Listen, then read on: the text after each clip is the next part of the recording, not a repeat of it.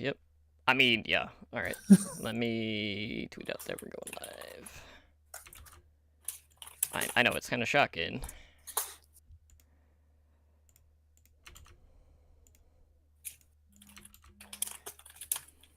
Okay. Go post into places so we can get some people over here.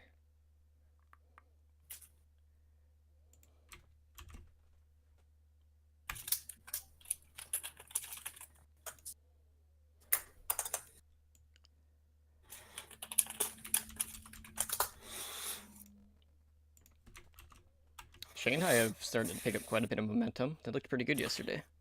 They did. I mean, the map they took off Seoul, I was just like, whoa, what is going on here? I mean, I didn't think they'd win, but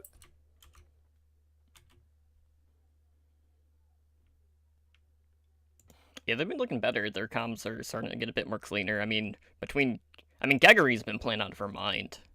I mean, their tank line and auto have just been amazing. yeah, I think Geggery has really stepped up her game. Like, when she first came in, she seemed overwhelmed. I think just for the sheer fact of being there. Mm-hmm. And now it's just like, whoa, all right. And yeah, and she's really stepped it up. Like, I honestly believe that they'll win a match this stage. Probably tomorrow. I hope so. I just want to see them win one.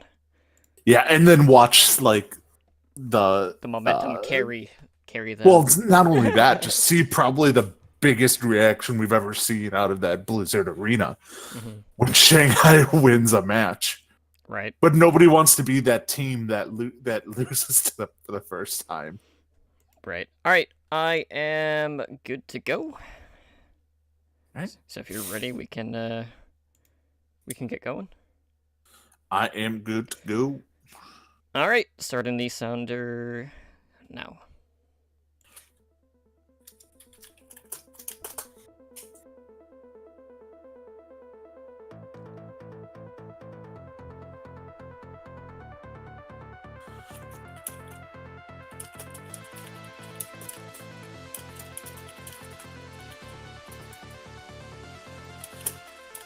You are listening to Heroes Never Die, your one-stop spot for all the latest news, Overwatch League results, and mishaps in Overwatch.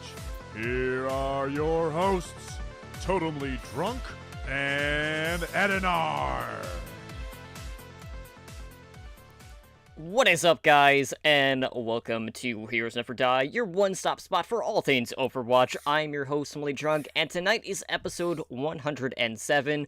We're gonna go ahead and take a look at one of the surprise game modes that recently dropped here in, a few days ago. Retribution gets an update of sorts. We're gonna discuss some of the hot community topics, all pretty much revolving around one particular Overwatch League team. And we're going to go around the league looking back at Stage 3, Week 2 in the Overwatch League. But before we can get into the news and introduce you to my co-hosts, I just want to take a moment to thank everyone who is hanging out with us here in our Twitch chat tonight. And thank all of our repeat listeners. Back with me yet again, after a 1-week hiatus, is my co-host with Wings Up. As he got it wrong, because that's not their motto. It's Edinar. Edinar, how you doing, man? Hey, what's going on? It's nice to be back. It was a long week off. There's so much that happened in the week I was off due to a family emergency. And yeah, I was just like, I listened to the episode. I'm like, oh my God, I need to talk about what they talked about last week. I'm like, no, that was last week. We have new stuff to talk about. I can't go rant on about stuff. But no, it's great to be back. Got a little bit of Overwatch play in. Watch some Overwatch matches, so all that fun stuff. How are you doing? I'm doing good, and I'm just out of curiosity. You were wanting to talk about Rule 34. I'm pretty sure that's where you were going with that, right? I mean, we had a pretty good discussion about Torbjorn. Yeah, and we'll go ahead and leave that one out of it because I don't know if I want to touch that with a 20-foot pole. But but yeah, no, I mean, yeah. All the other things is It's fine. We'll probably touch on some of it tonight because I'll go on a rant because I'm known to do that. All right, well, let's go ahead and jump into the news from this past week, and there's been quite a bit, as per usual, as we do cover pretty much every facet of the game, inside and out. So there is a new update. I know, Ed's showing up during a Mayhem game. There's always a Mayhem or the Dynasty playing every time that we have to record a podcast. It is without fail, Bob. And it kills us inside.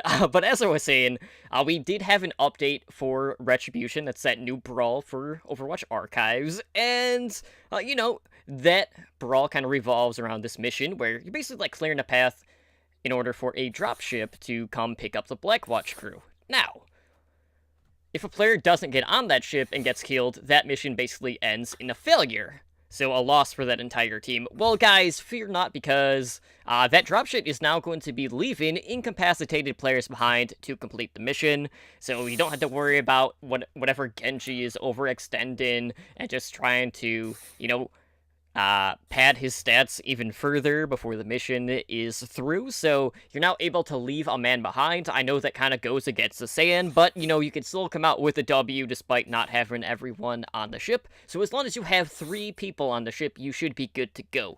Now, there were also some bug fixes that also came with this update in regards to the brawl, and, the Talon units should now be able to also attack players that are already boarded on the dropship. So, you're still going to be taking some fire one way or another. It doesn't matter if you were on the ship right before the ending or not. But again, guys, just a reminder, the archives do end on April 30th, so still plenty of time to get all of those Talon skins and try to beat the legendary version of the brawl. But, I don't know, if you had a problem with the brawl with people just being like, you know what, screw it, I'm just gonna, stall and just try to pad my numbers, and then, maybe they end up dying. So I have not had that in when I solo queue it, just pug people. I get it when I'm playing with a stack of 4 or 2 to 4, and I'm possibly beating the other person in kills, and they want to try and spite me, and they're like, "I'm gonna go out and get all these kills to try and surpass you." So it's more or less I get it when I'm playing with my friends and less with pugs, right? Which, understandable. It's hard to beat me in that game mode. I mean, I kind of excel as Moira. Hate to say it, but I do. But have you really dealt with this at all? It doesn't happen all that often. It's happened maybe once or twice. But I know some people have been experiencing it more than I have. So I think the biggest thing is it's the ship is still getting away with the majority of the team, so it didn't really make sense for it to just kind of fill outright, even if there just was one person being kind of left behind. Yeah, and it's quality of life thing. I mean, they did it just so nobody can be like, we lost because one guy at the end was just trying to pad his stats, and then you have a bunch of pissed off customers. Whatever. That's why that gameplay sabotage report feature is in the game, is for all those people that weren't getting on the ship in the first place. But, it does alleviate a little bit less reports now, just because we don't have to be dealing with that BS anymore. Mm-hmm. But, that wasn't the only kind of surprise drop that we did see this past week. We also got a new competitive mode, of all things, which I know took a lot of people off guard. I know it was kind of we saw a leak of an icon on the PTR for it, and then it just dropped a couple days after. And if you head into the arcade, you can see a new competitive mode, and this is a new ranked option for elimination players. So we got 6v6 competitive elimination that will be running until May 7th. That ends at 5 p.m. Pacific time. And, just like regular competitive mode, you're gonna have to do your placements, and it's important to note that your placement is based on your actual comp MMR, so take that for what it is. But, the competitive elimination does use a lockout rules. So basically, when your team wins with a particular hero, or whatever 6-sec you have, you are unable to choose those heroes for the remainder of the match. So it kind of eliminates, one tricks always sticking to one character, essentially, is what it does. And it basically has like all of the elimination maps currently in the pool. They also added the capture the flag map that they did, and I know I'm gonna butcher the name. I don't care. It was like yeah, I don't know how to pronounce it.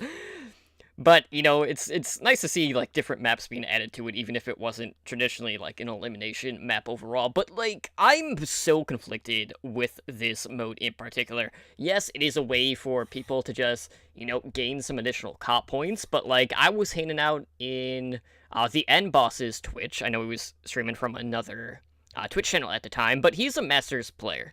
And I was watching him do his competitive matches, and, you know, he was really hyped about this mode. He was talking about, like, how, you know, it kind of, like, eliminates a lot of the tilt factor in normal competitive just because the games are so short, and it's basically just, like, a game that has, like, 3 team fights, essentially. And I told him, like, I feel like at that level, yes, it would be absolutely great. You know, you're basically running dive comps, you're gonna have your, like, your Pharmercy comps, and, like, another type of comp as well, like anti-dive or whatever. So there's really like 3 types of comps that you could run. But like at my level, even in plat, like I did not do all my placements, that's worth noting, but you know, I've tried this mode in the past, and these maps are made to be 3v3. Not 6v6, so that's one of the problems. But like when I was going in, like no one was using comms. People were just throwing because they're only trying to do placements just to get their comp points, just because that's the only reason why they're there. And, you know, I wasn't seeing the same, like, attempt of people actually trying to win the game that you would at that level. So, I don't know, it's one of those things. Like, this isn't going to be a mode that I'm going to just be, like, dicking around in the arcade. You know, it's not going to replace, you know, free-for-all deathmatch or random heroes or anything like that. So for me, it's mostly just, you know, I can get a little bit more competitive points, but this isn't going to be like a mainstay feature for me in regards to just a competitive mode. But I don't know what your thoughts are on this, or if you had a chance to check it out. But I don't know, I'm not on board. All right, so I've actually played quite a lot of the 3v3 lockout elimination, and me and my friends use it as like all right, we're weird. We're a weird group of 3. So we have a tradition that we have to go, when we play, we have to go Widow, Hanzo, Ana. All snipers. Mm-hmm. And we're not allowed to switch off until we win a map.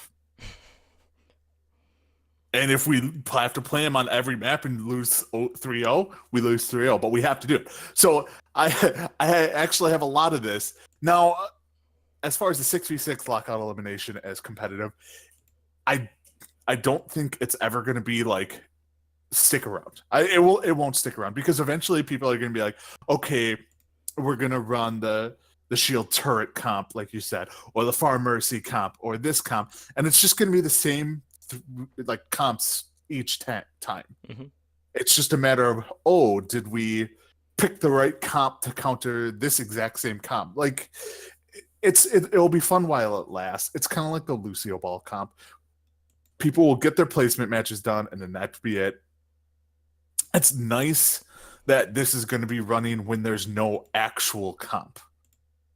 So, I mean, that's how I saw it, because, like, the Season 9, I think, ends on the 28th, 29th of April, and then this will go that week that we have in between Season 9 Season 10. So people will still be able to play comp matches and earn comp points when there's no true comp out there. I can't ever see this sticking. It's such a silly game mode, and it's fun, but it's not a comp match. It's just not. So I don't know. I'm gonna get my placements done. That's probably all I'm gonna do.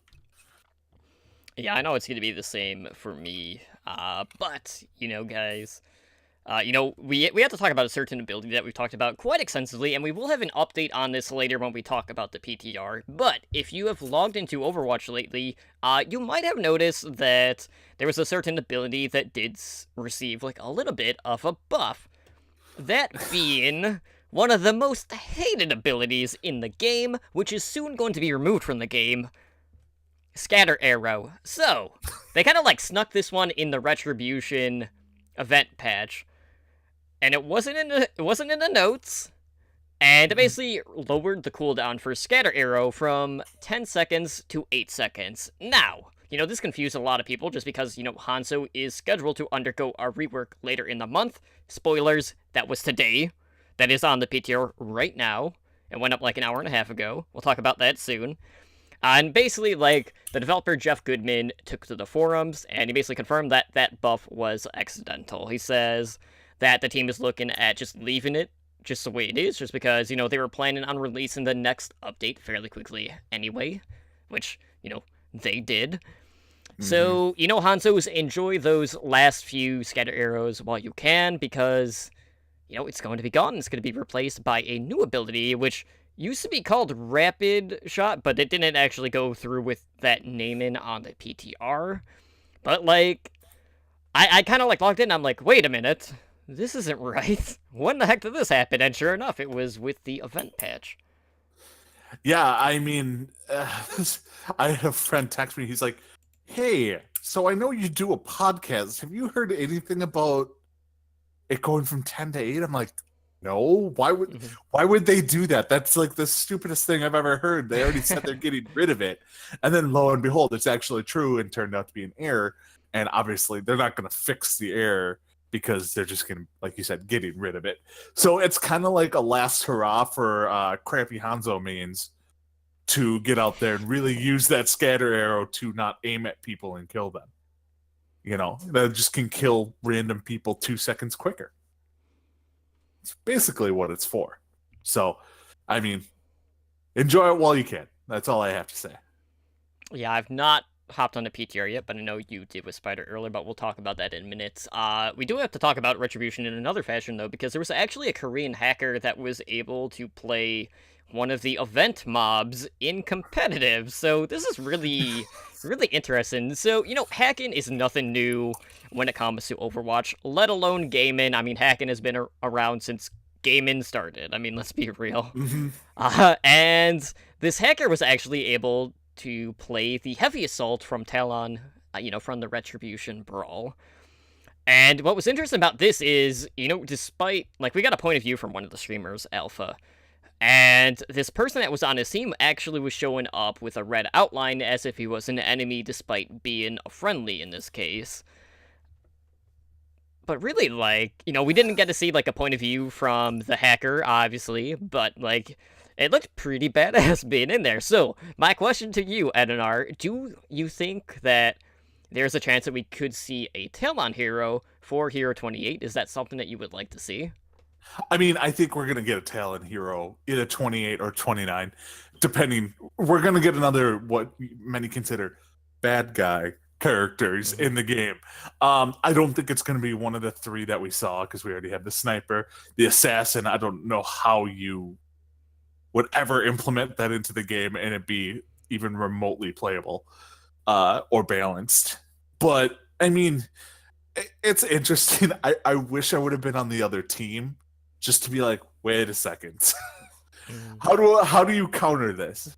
How do you counter a hack?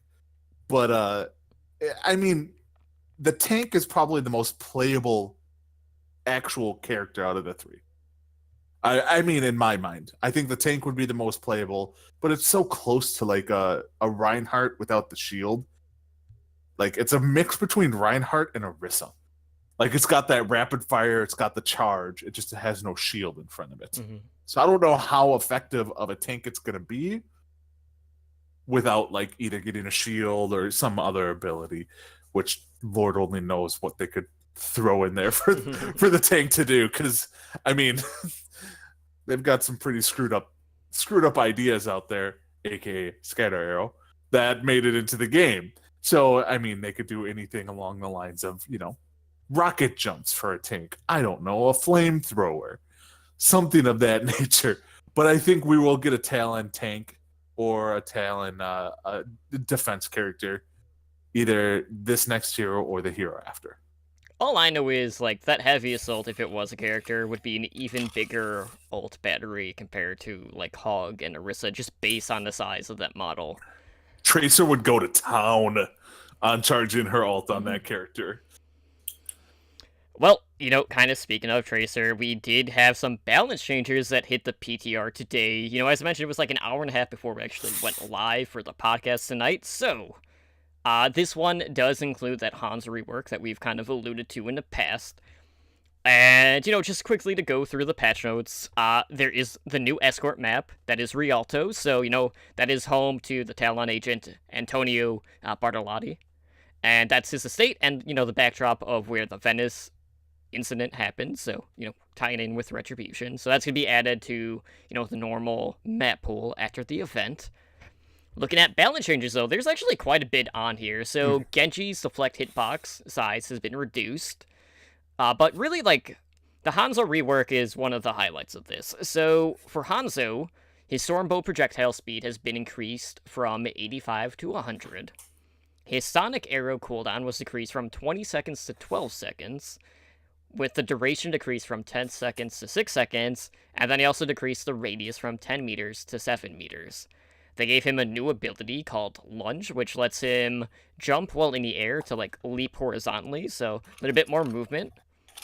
And then Scatter Arrow, as we mentioned, is getting replaced. It is not Rapid Shot, it is Storm Arrows, and basically what this does is it's a rapid fire of up to 6 arrows that deal reduced damage but are always fired at full power. And the wording of that, to me, is just very confusing.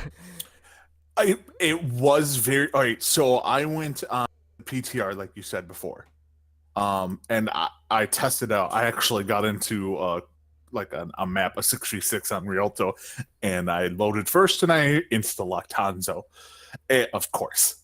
And I played it, and I was expecting the Storm Arrow to almost be like the Diva missiles. Like, you would hit E, and then the arrows would shoot, at full power. Whereas that's actually not the case. So you hit E, and then you almost have a timer ticking down, and you have to literally left click 6 times in a row, right? For in the amount of time. So it's like you hit E and then you have to hit, and that's gonna take some getting used to. There's gonna be a lot of wasted rapid fire arrows. With this, it's like even if you're standing still and you're doing it, it still moves pretty quickly. Now, after some testing, Spider actually said that a body shot does 80 damage and a headshot does 150. So, I mean, to take down anyone other than a Tracer, any of the 150 health characters, you're going to have to hit them with 2 headshots, really, to take them down. And to aim that and then click, click, click, click, click, it's going to be tricky. It's going to be doable. I don't think it's an ability that caters to gold and below players. I think it's just they're going to hit it from the start from too far away and hope for the best. Right. Like most Hanzo players. I'm going to aim and shoot and hope for the best. But it's very good. The lunge ability you talked about was the thing that intrigued me the most, because this is something I don't think anybody saw. We're anime now, basically. Yeah, so it's essentially he makes an L form if you want a visual of it. So he jumps up a little and then dashes forward a little, kind of like a Genji dash. I didn't measure the distance, but it seems a little less than a Genji dash as far as distance he travels. So you don't go crazy far. But to me, when I was playing with him, it almost seems, and it is on a cooldown. That's one thing they don't put on there, is the lunge is on, I think, a 4-second cooldown. So you can't hit spacebar, dive in, hit spacebar, dive in, so on and so forth. But he almost seemed a little dive character-y. You dive in, you hit your Storm Arrow, hit your 6 arrows, dive out, type of thing. Go get in, get out, do your damage, get back out of the melee. And I mean, I could see him being played like that. It was a lot of fun, actually. I actually enjoyed playing Hanzo. Yeah, see, when I look at these changes, I mean, there's kind of two ways to look at this. Maybe, he could use the lunge as his initiation. Obviously, he can still use it to disengage. But, like, when I looked at, like, the storm arrows, I kind of, like, maybe think, well, is Hanzo now going to be more of a type of hit scan, but, like, mid-range with this? Like, I gotta see how exactly that's going to play out. Whether or not I'll be better with this version of Hanzo, I don't You know. won't. But No. I definitely want to try it out to see how it feels. But it does seem like just because the rhythm is going to be so different, it's going to take, some time just to get accustomed to. But Hanzo was not the only person that, got some tweaks. We also saw Junkrat get some changes too. His frag launcher projectile size has been decreased from 0.3 to 0.2. And then the Rip Tire movement speed was decreased from 13 to 12. Now, Rip Tire has been something we've talked about in the past, not only here, but on the back cap. And really, like, most of our issue with the Rip Tire was the damage it can do. That's not what they changed here. No, it's not. So I don't know how to feel about this. This wasn't what I was expecting to see out of a Junkrat change. Like the projectile size decrease, I don't know how substantial that's going to be. You might not get hit with as many like bounce shots as you would in the past, but I don't think it's going to be substantial by any means. But the Rip Tire ones, like the Rip Tire movement speed isn't like to a point where you can't turn and shoot it. I mean, there are going to be times where, it's stalled on the wall, and then, you get the Batman drop down on people. That happens all the time. But not what I was expecting in regards to Rip Tire change. Yeah, now, all right. So the Rip Tire change, it's to me it's not really even a nerf. Like you said, it's not. If you're actually can kill the Rip Tire, having it go from the speed from 13 to 12 is not going to matter to you. It's not like all of a sudden it goes 13 to 12 and you're like, oh my god, the Rip Tire is so easy to kill now. It's just, that's not going to be the issue. The issue was the damage it did. Now, projectile size, the thing that first hit me when I'm reading that was this is a slight nerf to his ultimate. Because I think it will affect how quickly he can generate his ultimate. Like that little bit that he's not hitting people with his projectiles because of this will maybe slightly reduce the chance of him getting his ultimate within the first 45 seconds of the match. Like I saw with Jake today. It's like, hey, 45 seconds into the map, Jake already has a Rip Tire. Oh, fantastic. So maybe it will affect it that way. I don't think they did enough to make Junkrat not as so annoying to deal with. And his ultimate being so broken. I mean, it's a step in the right direction. We'll say that. Yeah, Rip Tire, like, if we kind of look at how it's used in Overwatch League, it is one of the fastest charging ults. I don't think it's the top one. I know it's definitely top 3. But the fight win percentage with Rip Tire involved in the fight is better than every other ultimate in the game. And that's why a lot of people want to see the damage kind of brought down, because of just like how those two stats correlate with one another. Just because something that charges that quickly shouldn't have that big of an impact on the fight. And there's another ult that was in discussion that we'll talk about here in a minute. But first we got to talk about Lucio. So Lucio wall ride is going to be less likely to be interrupted along a single surface. So you're able to go around corners, both outside and inside, without having to leave the wall.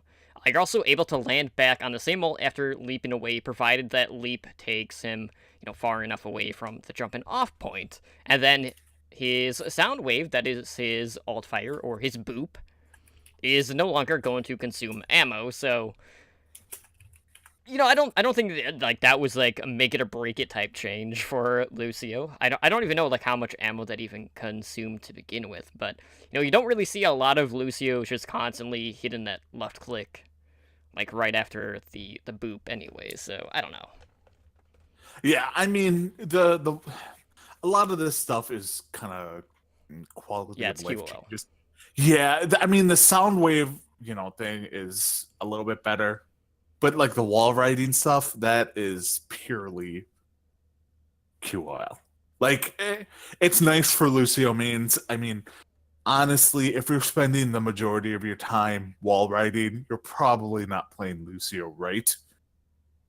Like, yes, it's an important part of Lucio, but you should concentrate more on keeping your teammates alive than I wonder if I can go around the corner on this wall. So I don't know. They're nice changes. I don't play Lucio, so a lot of this is like, is it really a big deal or is it not? I mean, I guess the sound wave no longer consuming ammo, that's a fairly big deal to some degree, but the rest are just quality of life. Yes, and going back to ultimates, one of the other ultimates that does charge really quick and does have a pretty big impact on fight is Tracer's Pulse Bomb, and they have nerfed Pulse Bomb. So the max damage of Pulse Bomb has been decreased from 400 to 300. Now, Tracer being a poster girl of Overwatch and the Overwatch League and Overwatch League Network for that matter. Basically, all of the things has finally seen a nerf after all of this time, and I don't know how to feel about this. One, yes, I agree, post-bomb damage was pretty substantial, but I honestly don't think this is going to take her out of the meta. I mean, dive comps are still going to be cream of the crop. The Sombra Tracer and Tracer Widow is still going to be run pretty much on every map, so I don't think it's really going to affect her pick rate, but, she's not going to be able to really dispose of the tanks as well with her ultimate now, which is a pretty welcome change for a lot of people.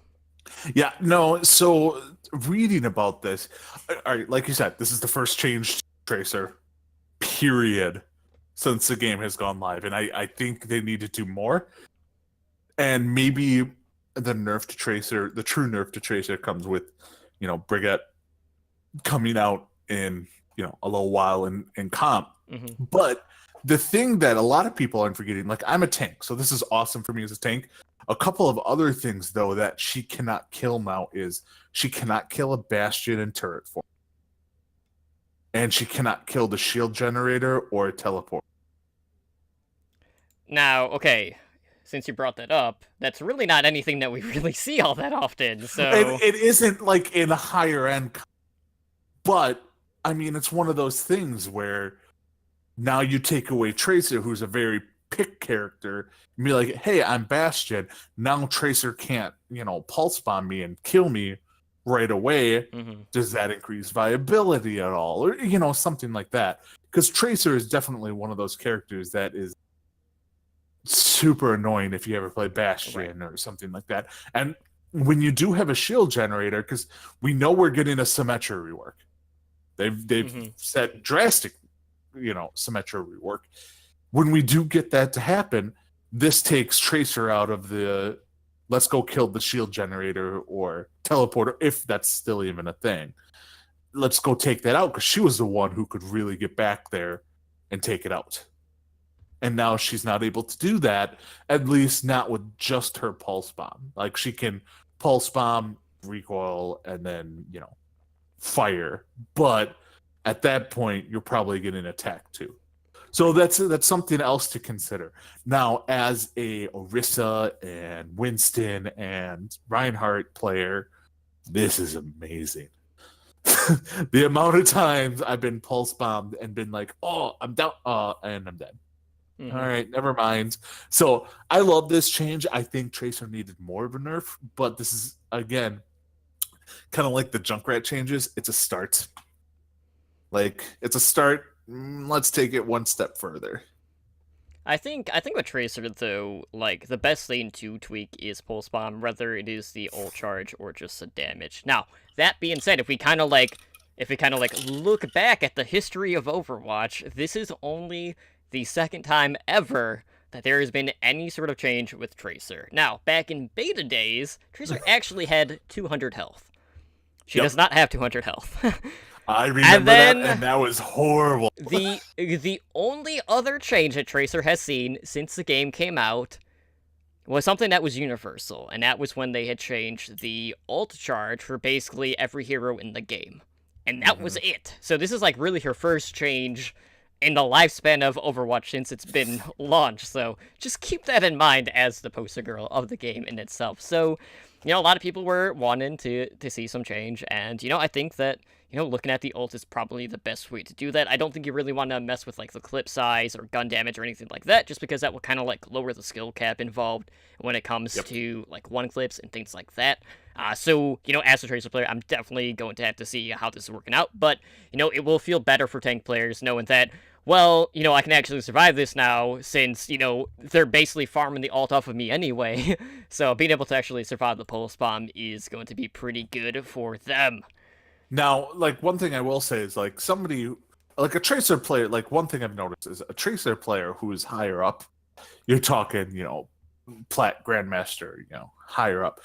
Generally, their pulse bombs, they're not always sticking them on tanks like they are in lower levels. Like, they're sticking them on Zenyatta's, Anna's, Mercy's. They're going for the backline, which is what a Tracer is supposed to do. So this changes nothing for those high-end players, because they're trying to stick it on the support's backlines and making it work that way. This is something that will improve the quality of tanks in the, lower levels. Where I'm at. Where me. So, like, it's a welcome change. I like it, but I agree. If they're going to tweak anything, they tweak her ult, not her damage or anything regarding that. So, yeah. Absolutely. Well, guys, that will bring us into our hot community topics, and this week it is hot due to the fact that all of this is involved in a dumpster fire. We have to talk about what is going on with the Dallas Fuel, and I'm sure Bob will love that. So, all of our community topics actually revolve around the Fuel this week, and that is primarily just due to the fact that this is what a lot of the Overwatch League community is talking about. We've kind of seen this journey of the Fuel. A lot of us came into the league and had some pretty high expectations based on who they had on this roster. There was a lot of hype behind this team. And, obviously, a lot of shit has happened. Like, they've dealt with suspensions, they've dealt with XQC, they've dealt with players being dealt to them from better teams that want to come in and don't want to play on such a shit show, which we'll talk about. So let's talk about like the major news this week for the Fuel anyway. They released 2 people from their roster. They got rid of their head coach Kai, and they also released their DPS player Rascal. Now, Kai, this has been their head coach throughout, Overwatch League. He had coached them when they were Team Envious. And that was through, like, Overwatch Contenders and their stint in Apex, which was Contenders Korea at the time. And they have their assistant coach, Peak, kind of, like, serving as that interim head coach for now. They did say, like, they are planning on making some sort of head coach announcement within the next week or so. We haven't heard anything on that. But they also did sign someone else to the coaching staff in Vol'jin, not to be confused with the Warcraft hero. This is a guy from Metagaming in Korea, so he'll be coaching remotely while he awaits the approval of his visa.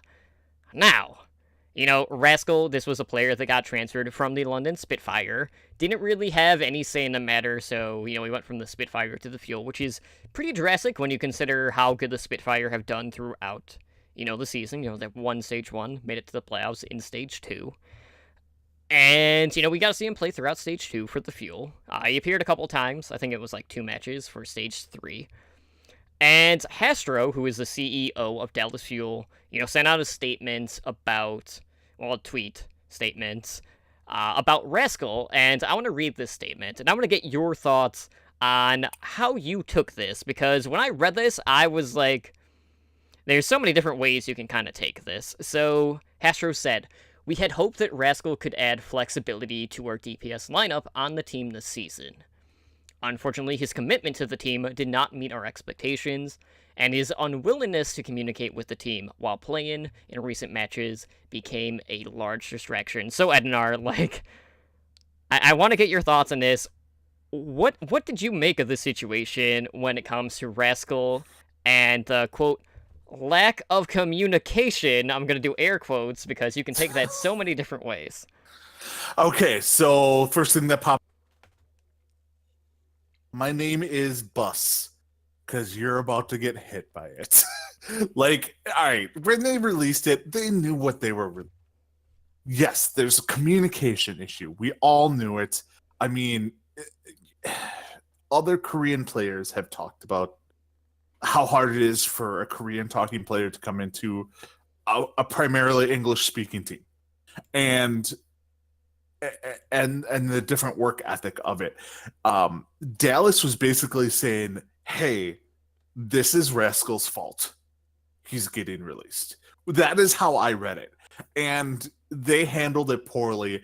And Rascal, as much as I've not liked Rascal because I thought he was kind of whiny, and stuff like that. He actually handled it really well. Like, he took the high road, and the Dallas Fuel took the low road. It's he doesn't communicate well, he doesn't fit well. It's basically saying, hey, we screwed up, brought him in, he didn't fit with the team. Now we're just going to cut him and throw him under the bus and make it seem like it's his fault. I'm not saying Rascal was a saint in all this, but when you're the owner of a league, you're not supposed to be the one. Reddit is supposed to hate on the player, not the organization. And Reddit's hating on the organization and not the player, and they're backing the player, which I don't remember ever seeing. Like, when XQC got cut from the Dallas Fuel, everyone was behind, all right, Dallas, you made a good decision. XQC is a headache. Just don't deal with him. And now with Rascal, everyone's like, yeah, Rascal was, he may not have fit, but now it's more like, well, is it really Rascal's fault or is it more Dallas's fault? Because it's worked other places, so maybe he wasn't set up to succeed. And if you're not setting your people up to succeed, that's a basis of business. If you don't set your people up to succeed, you're gonna fail. And everything surrounding Dallas, the Dallas Fuel as a whole, sounds, going up to another community topic we'll talk about in a little bit, is from the AMA, is Dallas has set up their team to fail. And they're not doing what is needed for them. And until they do that, and I think I heard it on another podcast, I want to say High Noon, it's, to put it in layman terms, is the owner of the Dallas Fuel wants to be Jerry Jones. Mm-hmm. He wants to be the guy who runs, makes all the decisions, everything runs through him, whereas he may not be as good as like a coach or a GM or somebody else who knows how to run a team, but he wants to run it all. And that is going to get in the way of actually running a successful team. Now the team is in more shambles than it has ever been because of this. And that could have been avoided. It really could have. Because what did it benefit to get rid of Rascal? And what did it benefit to get rid of Kai Kai at this point? Right now, it's just sending a point of, well, we just didn't want him on the team. They weren't detrimental to the team because, honestly, sorry, Bob, the Fuel suck. And it's because they're not a team. And to get rid of this, you're just driving a bigger wedge in between the team, the owners, and the actual team. And then the teammates want out. And then it's just a giant shit show that's going on in Dallas. And I don't see a way they can fix it without a complete gut job at this point. Like, I personally think they need to get rid of everyone except for OGE and maybe Unco and get rid of everyone else and start from scratch. And that's the only way they can fix it. But then with the same owners, you're going to get the same screwed up team mechanics because Dallas, or the old Envious, basically ran into, hey, we were always better skill-wise than everyone else, but we never worked as a team, and we want to still continue to do that. And that is what Dallas is expecting, the owners. They're expecting them to have the talent there and really shine just on talent and not teamwork. I mean, the perfect counterexample to that is Boston. Boston is not the most skilled players in the world, but they're a great team. They're a great team. And they're excelling while Dallas has some of the best players, and they're just tanking. And if you continue that road, Dallas, you're not going to do anything, and you're going to be bottom 6, no matter what. So that is my Dallas Fuel rant. Bob is still I am here, sick so... of him. Bob has not blocked me on every form of social media yet, so my life's complete. Okay, so like here's the thing. Like we've heard like so much talk between like the players, the staffing, the CEO, really not anything from the GM from Dallas Fuel at all. No. But like taking everything into account, the fault lies somewhere in the middle. You can't take everything to heart when it comes to something like this. A lot of people are throwing the word toxic around when it comes to Rascal. Was he toxic? Maybe, but like we haven't really seen it, And when you look at how Rascal was kind of integrated into the team, we're like, okay, Dallas actually has an opportunity now to run a dive composition with Mickey, on the Diva, OGE on the Winston. Rascal would be the Genji player because AKM, I hate to say it, like I love AKM, his Genji is absolutely atrocious. Mm-hmm. As it took him like 344 to, charge a Dragon Blade earlier in the week. That can't happen. And it doesn't matter like if the strat didn't pan out. Like if you can't charge an ult within like 4 minutes, you need to not play that character ever. But like they had. Did you see today that Harry Hook? Yeah. Everyone is trying to protect AKM. Do not blame AKM for Genji. No. You can still do poke damage and charge your ult. It's just how it is. Mm-hmm. But getting back to my point, like you would have effect, rounding out that dive on the Tracer, and when they did run the dive, they showed so much potential, and now, with Rascal gone, they basically cut what legs they basically had underneath them at this point. Yes, they have the option to try to play Genji with AKM. It has not worked. They have Seagull on the roster. And, they talked about, like, oh, well, it wasn't really our decision not to really play him. That was more of a coach's decision. It doesn't matter if that's the case or not. They haven't really been trying Seagull on that Genji role, so we don't really know what that sort of dive is going to look like. But Rascal, by all accounts, was the best projectile player on this roster. Mm-hmm. And now they're forced to either have someone that's not good on that role to play the Genji, or they're forced to have AKM play on the Soldier 76, which is another heavy pocket character, and then you're left having to run Tracer 76, and then we kind of look at like the same problem that Houston has, where your best Widowmaker player is your Tracer player, so that effectively eliminates Widowmaker out of their hero pool altogether, because you need effect to be on that carry role on the Tracer, and then you just factor all of that crap in, and it's just like, well, what can they run that's actually viable on a lot of these maps? And the answer is they just can't. They have a bad setup. They do, and that's the problem. Like, they don't have enough pieces right now to really work with what they have, and while at times, based on a map, it might be serviceable, more times than not, they're going to be at a disadvantage because they're not able to counter or run a mirror comp that their opposition is running, and, like... I'm not going to say, like, Kai didn't do his job, there seemed to be, like, a lot of back and forth about, well, like, who actually had control over a lot of the situations at hand, and it seems like, for the most part, you had to look at the higher-ups. I'm not going to put all the blame on Kai. That's not to say that Kai didn't mess up, but I don't think the blame can just be thrown on Kai. Like...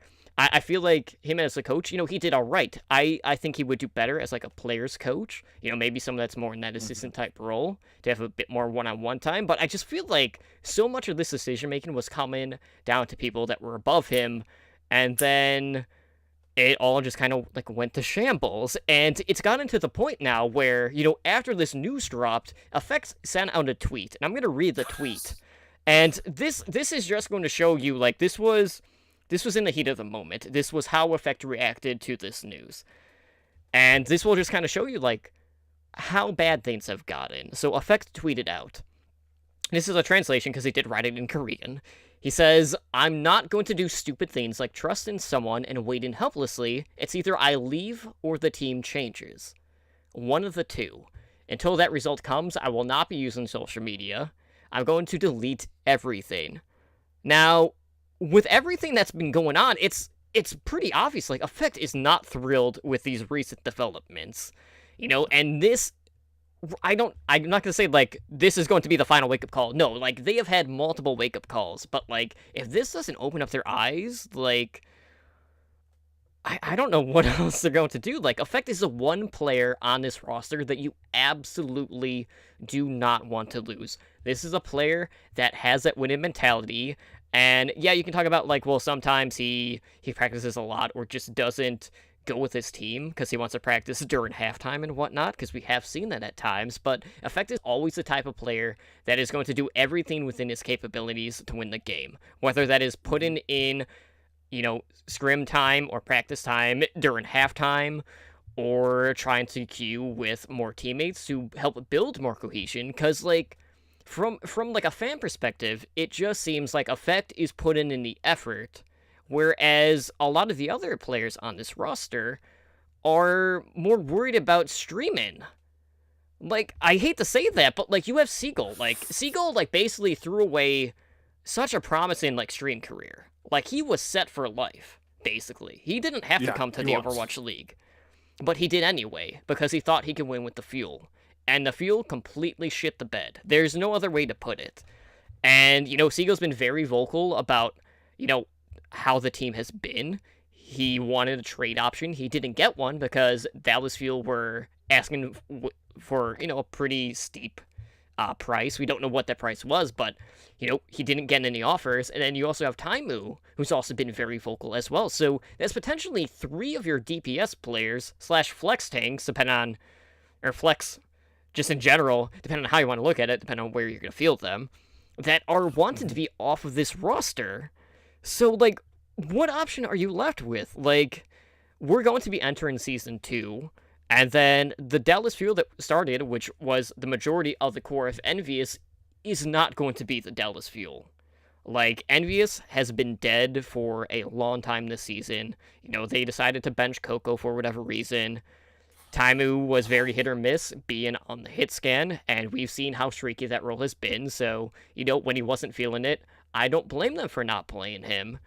But, like, it's so frustrating to kind of, like, watch this all unfold, and it's gotten to the point where, like,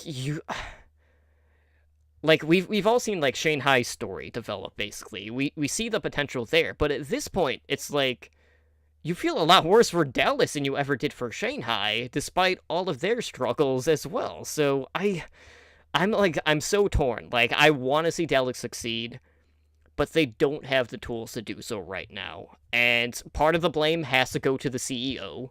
Part of the blame has to go to their general manager, who hasn't said a freaking word about anything. But, like, you also need these players to really realize, like, guys, we're not on the same page. And if Rascal was a problem, then fine. Like, it's okay that they got rid of him, even if that means that that's going to lessen the impact that their team comp is going to have. Because if it improves the environment that they're playing in, then that cohesion is going to come in time. But this isn't going to be something that gets fixed overnight. So, I don't know. I'm extremely frustrated, as you guys can probably tell. I'm getting red in the face, and, we labeled Dallas Fuel the dumpster fire a long time ago. And there's another news bit that we can talk about, so you can actually get a jersey to kind of signify that and rock that. So keep that in mind. But moving on, speaking of Hastro, he did do an AMA over on the competitive Overwatch Reddit, and I didn't really pull, like, a bunch of excerpts from the AMA, so, I'm sure you might bring some of that up, but, he talked about, some of the team struggle, he talked about Kai, he talked about Rascal, the staff-in, more topics like that. So, while we may never know, like, what exactly went down, kind of, like, behind the scenes for the Dallas Fuel, the attempt at transparency is something, at least. But my biggest issue with this AMA was the fact that Hastro's answers were so inconsistent with what the players have been saying about the lineup, about the communication, about the strategies. So, that answer, like the truth, has to fall somewhere in the middle. And that's the case with a lot of things. But regardless, like management absolutely failed this team. Whether it was from not discussing roster additions with teammates to, not run in like tryouts for OGE or Rascal, and Rascal having to come in and work with a booster, which we know he wouldn't like to begin with, or spending too much time trying to keep XQC in line. That was like another huge thing. Dallas dropped the ball hard. And when I look at Rascal, like, I honestly don't know if it was so much him being toxic, if that is what the case was, because we don't know. But, like, I look at that communication aspect as, well, okay, so OGE comes in, right? Rascal hates boosters, so it's not too far-fetched to think, well, Rascal was, communicating a lot before OGE. OGE comes in, he's going to be a focal point for this team as their main tank, so I would not be surprised if Rascal was unwilling, as I do air quotes, to communicate at that point. And you can take that for what it is, but regardless, like, you cannot alienate your main shot caller. But, like, that was what I took from that statement. I look at where Rascal was, he went from playing on a very good team in London to coming into a team that was plagued with issues at the time and was going to be a definite work in progress. And, I think at this point it's safe to say, like, Dallas, their season is over. They might be able to win some games, but they're not going to be able to make the stage playoffs for probably either, this stage or the next, and they're definitely not making the top 6 for the end of season playoffs. So, we're looking at, okay, well, what's going to happen to this team going forward? And I don't know. Will it be an overhaul? I think that's a safe bet, but, there's just so much going on with this team right now. And the other thing that, like, really caught me off guard was the fact that, like, they acknowledged the tweet that Hastro had sent about Rascal on the stream yesterday, and I was absolutely beside myself at that time, because, like, why would you want to air that out during a broadcast? Like, that just threw me off, too. Yeah, it's just everything handled about this whole situation has been horrible.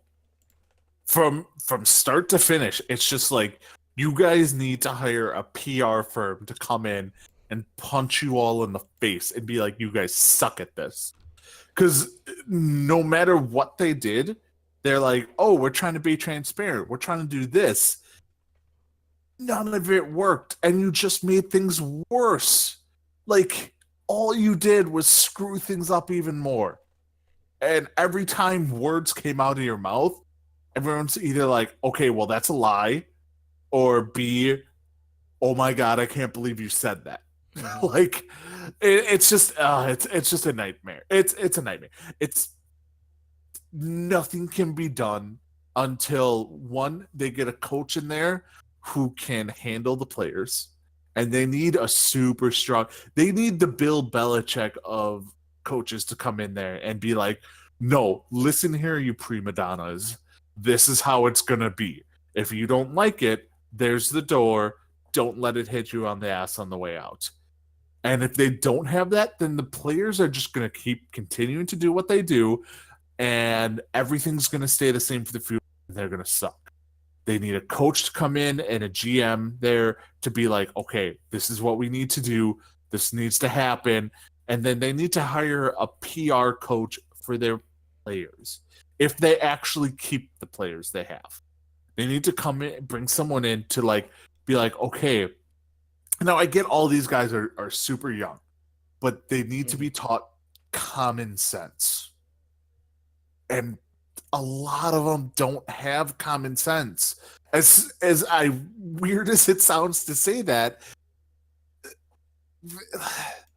they just don't.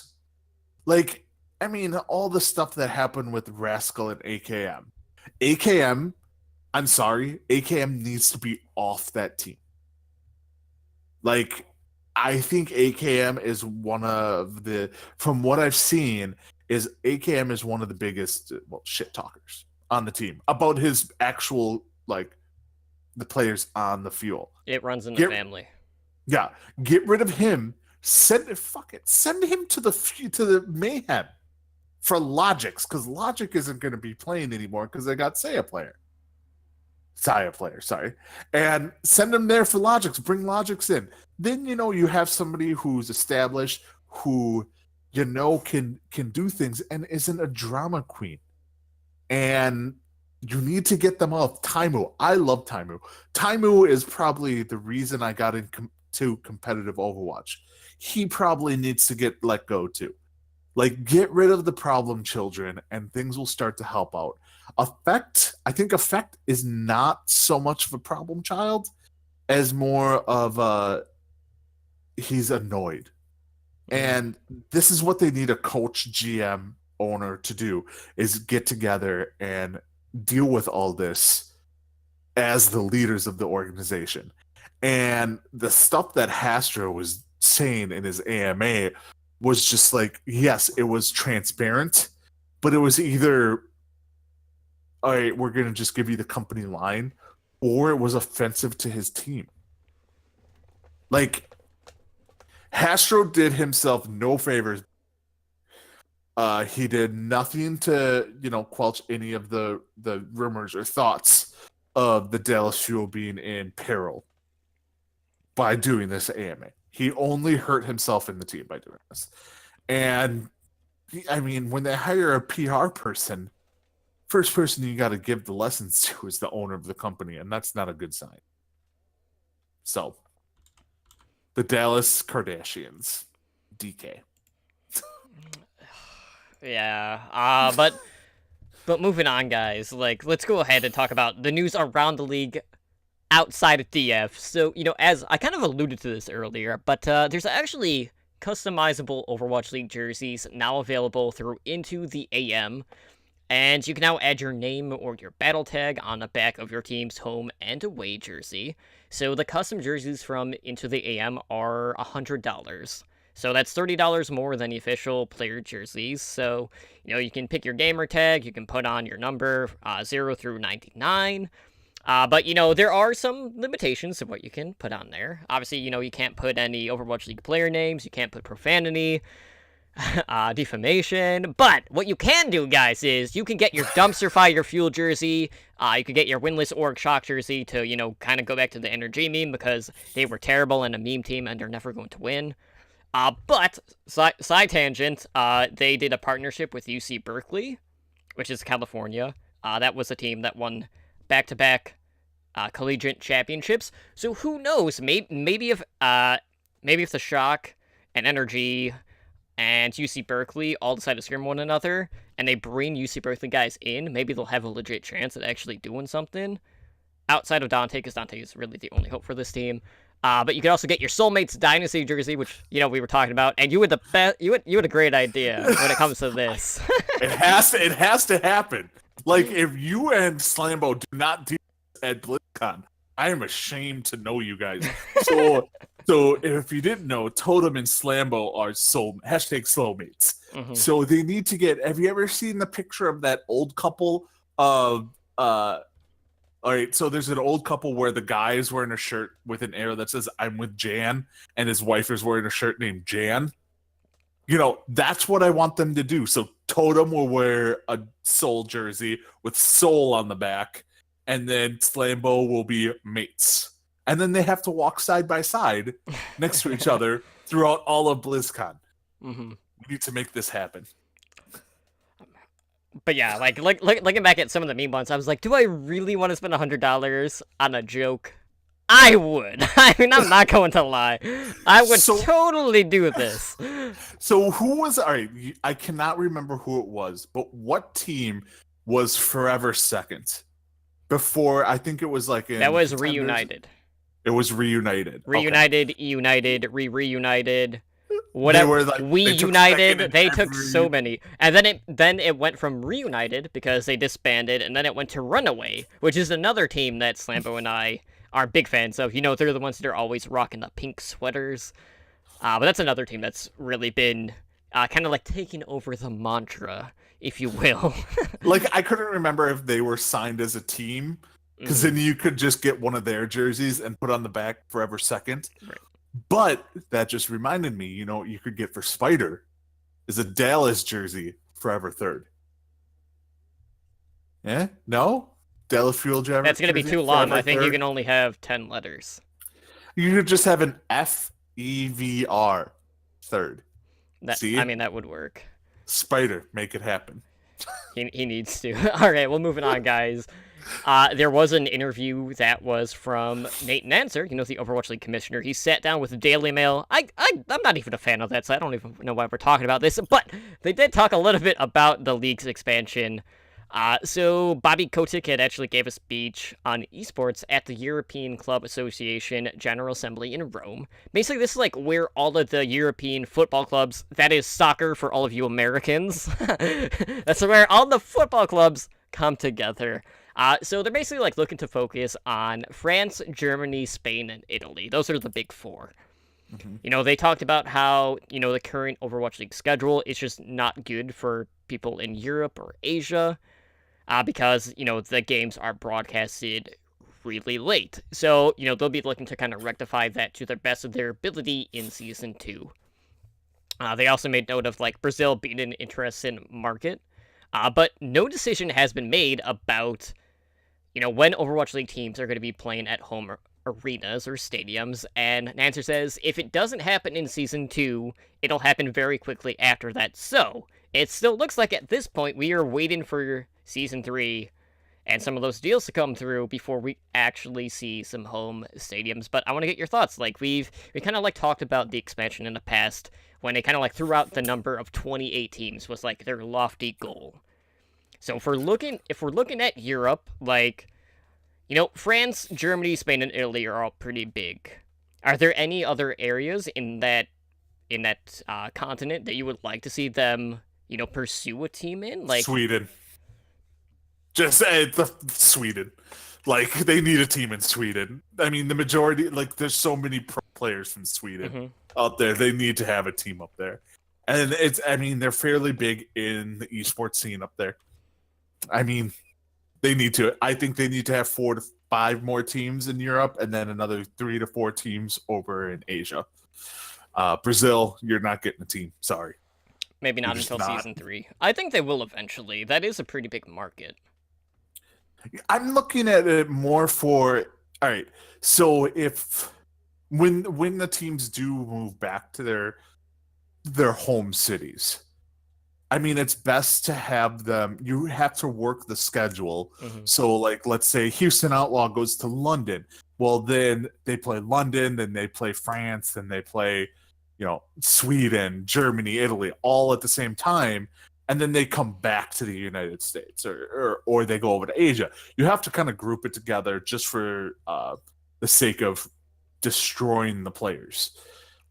Brazil being so far away from every other one, until they get 3 to 4 teams, possibly in South America or Central America.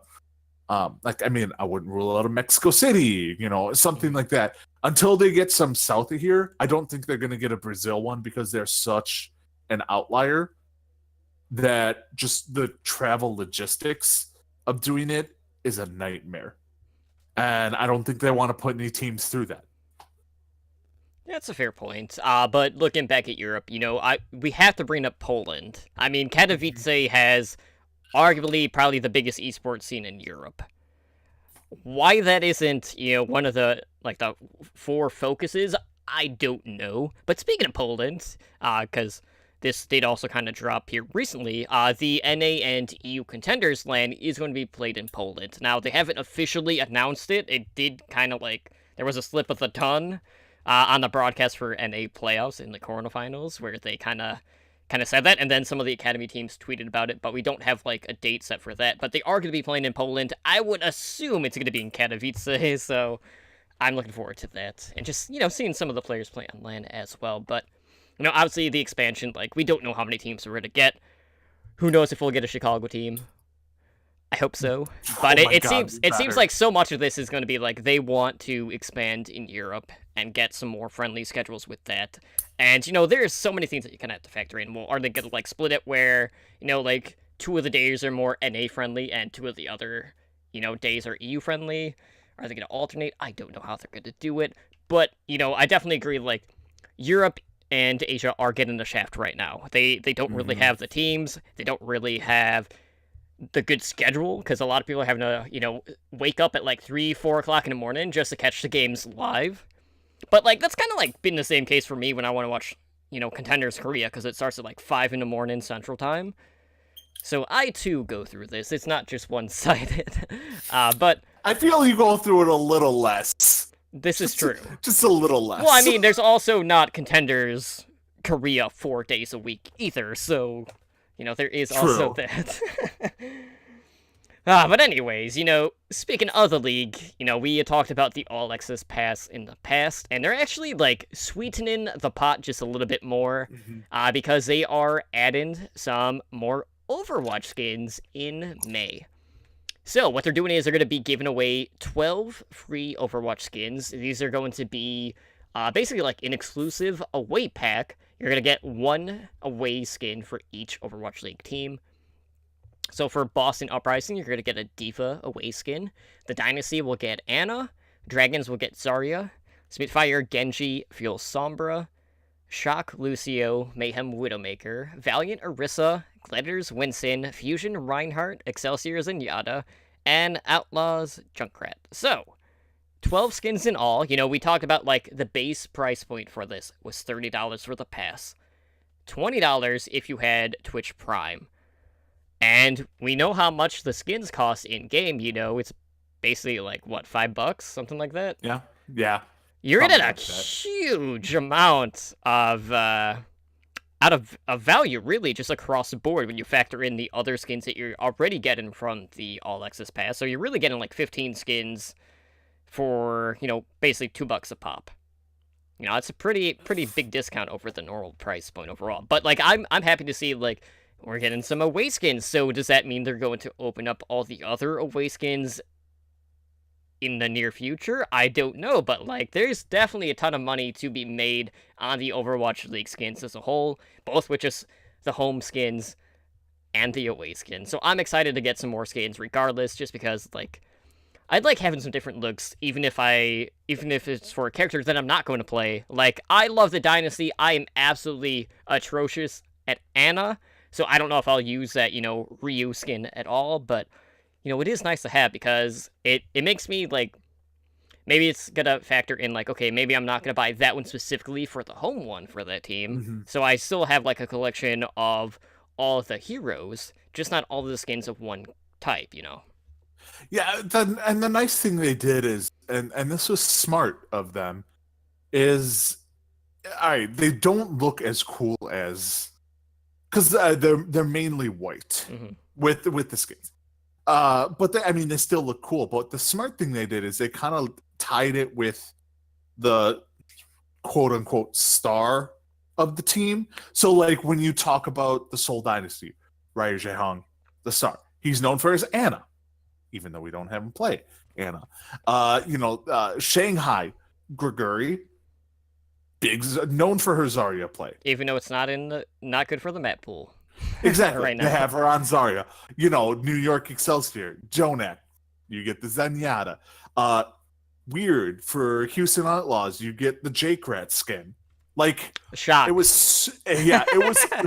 smart of them to, like, kind of tie the team to, like, their most popular player. There's one exception to this, though, and that is Dallas Fuel Sombra. Like, I know people are saying, well, okay, AKM... Who would they have taken? Well, here's the thing. Their Sombra player isn't on the team anymore, because that would be Rascal. It's not like... until they get a character in the shape of a dumpster, I don't think they can hand out a skin more appropriate. Is Bastion not blocky enough to be a dumpster? Ooh, that would work. The other one I would have chosen. There's two. You could have gone AKM Soldier, or you could have gone Seagull Farah. Right. Because Seagull's, like, that's one thing Seagull's known for is Farah. Even though he's now their new off tank, because that's a whole different issue that I agree with. But he's on Diva, but either Siegel or either Dallas Farah, Soldier, and they could have even gone Diva, but they went Diva with Boston up. Right. So yeah. So I love it. I love this. The value you get with this is insane for $19.99 if you have Amazon. So I've been trying to shill it off on it. Well, I mean, just speaking of Twitch Prime real quick, they do have a deal for, I think it was like 500 bits that you can buy for like 99 cents, which is an amazing deal. So, if you guys want to show some support and, do a cheer mode or whatever, either for your favorite streamer or for, your favorite pro player, or just doing it in the Overwatch League Twitch channel, it's a really easy way to do that. You can unlock some more Twitch emotes for the Overwatch League channel. As Adonar supports the show, finally, it's about time. I completely forgot that, I had my Prime sub to another channel, and then I was waiting for it to come off of, the month off of from another channel. And I'm like, oh, yeah, no crap, I forgot about this. You know what? So, yeah, I just subbed. We're just going to end the show now. I'm just going to close it out. No, we're not doing No, that. we're not doing that. We still have we matches still got to talk about the matches, but before we get into the matches, we have to talk about the Valiant, aka your new team that you transitioned to. You're still supporting the Mayhem. I bought a jersey today. Did you? I bought the bunny jersey. Nice. So yes, so this wasn't in the show notes, but they did release the Bunny and Custa LA Valiant jerseys, so you can get those now. We have a link to that. Time. I'm assuming some of the other newer players for the other teams are going to be, on the way soon as well. But, I don't have that in the show notes. You can find it on their Discord or on the LA Valiant Twitter. But the Valiant did actually round out their roster. They added a 12th player, and yes, I know this is well after the sign-in window. They signed this player before that happened, but they just held off on the actual announcement. So, who did they sign? Well, they actually turned to Contenders Korea, and they signed a flex support from Fox's Need.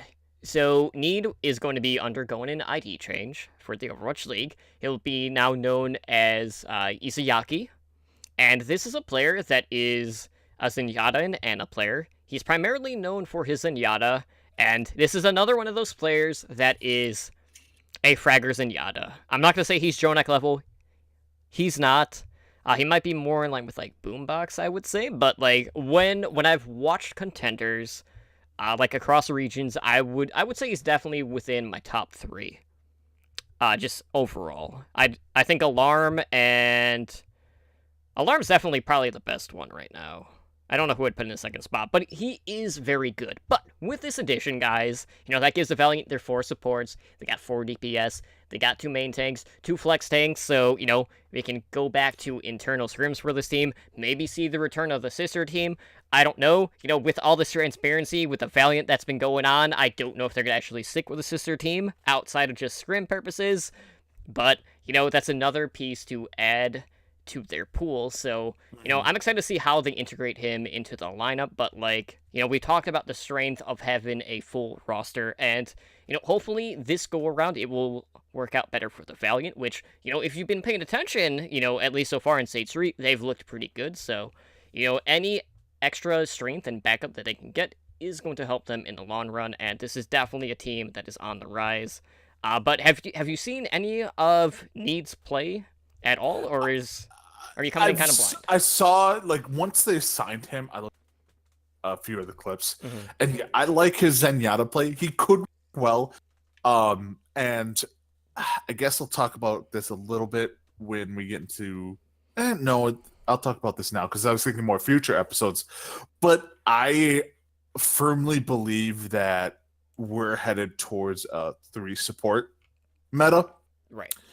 And I feel his Zenyatta, he can be placed on situational maps as Zenyatta as a 3rd support that is more DPS focused without having to worry about healing as much. Throw out heals occasionally, but worry about more damage dealing. And I feel this is we've seen you talked about this on some of your other shows about, especially Boston. I mean, Right. Boston just signed their fifth Yeah. support player, and they only have 10 people on the team. Mm-hmm. But like, people are signing supports now in anticipation of Brigitte in the meta and being, like, she'll be available stage 3, right? Stage 4. We're in Oh, it's stage stage. Oh, okay. My math sucks, but yeah, she'll be available in the next stage. Mm-hmm. So I think people are anticipating a more support meta, and you're going to start seeing more and more of these signings, especially when stage 3 ends. You're probably going to see more supports being signed, and this LA just kind of jumped the gun and got what you have said is a pretty darn good support player to come onto their team, and will be fairly situational. Because like a Zen is great to have if you do run the 3 support, because you're running Moira, Brigitte, and then a third healer. Right. In theory. Now, it depends on what your other tank is going to be. So if you have like a tank like Reinhardt, or if you have a tank like Winston, having a good Zen is great, because they can throw the healing orb on Winston as they jump in and then continue to do damage. So he can be situational depending on what their tank actually is for that map. And I think that is what you're going to start seeing teams do. Yeah, and with Zenyatta too, like we've seen like the hyper aggressive Zenyatas, like Jonak, who is getting the damage boost and leading his team in damage despite having 2 of the better DPS in the league. And then we see, like, we've seen more passive play, like more of the team oriented play. Like, I mean, I think Ryu Jaehan would be the best example of this. He plays more like cards close to his chest, basically. He's a lot more about protecting with the occasional pickoff, but he's not outright looking to do damage like Jonak would be. So, that's when he's allowed to play. Yeah, so like Sorry, I had to get that in there. There's a lot of times where, we see that become more situational dependent on the map. So, this could be just a different look that they could give with a Zenyatta player on that lineup. Now, let's go ahead and look back at the week that was in the Overwatch League and talk about what went down in Stage 3 Week 2. So on Wednesday, that's April 11th, we saw the LA Gladiators defeat the Shanghai Dragons 4-0. We saw the LA Valiant continue the trend, defeating the San Francisco Shock 4-0. And then the Dynasty defeated the Fuel 3-2. Very close series in that. You were sweating during that one. I'm not gonna lie, I was in both Dynasty games, which I'll get into momentarily. On Thursday, we saw Boston Uprising defeat New York Excelsior 3-2. Let that sink in. That was 7 in a row. 7 in a row, right?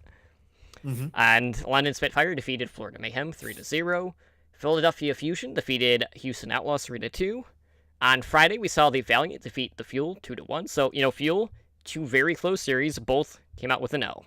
But they did look better this week, but of course a lot of things happened after that. Mm-hmm. We saw the Shock defeat the Dragons 3-1, and then the Gladiators defeated the Dynasty 3-2, which we'll definitely talk about in our takeaways. Because there were some interesting things that happened in that particular series that we definitely need to talk about. And then to cap off the week, we had a day of 3-2s on Saturday. We saw the Fusion take down the Spitfire 3-2. Excelsior barely survived against the Outlaws, taking that one 3-2. That was a very close series as well. It was. And then we saw the Uprising defeat the Mayhem 3-2. And I mean, Saturday, like across the board, I think produced the best caliber matches we have seen in the Overwatch League so far.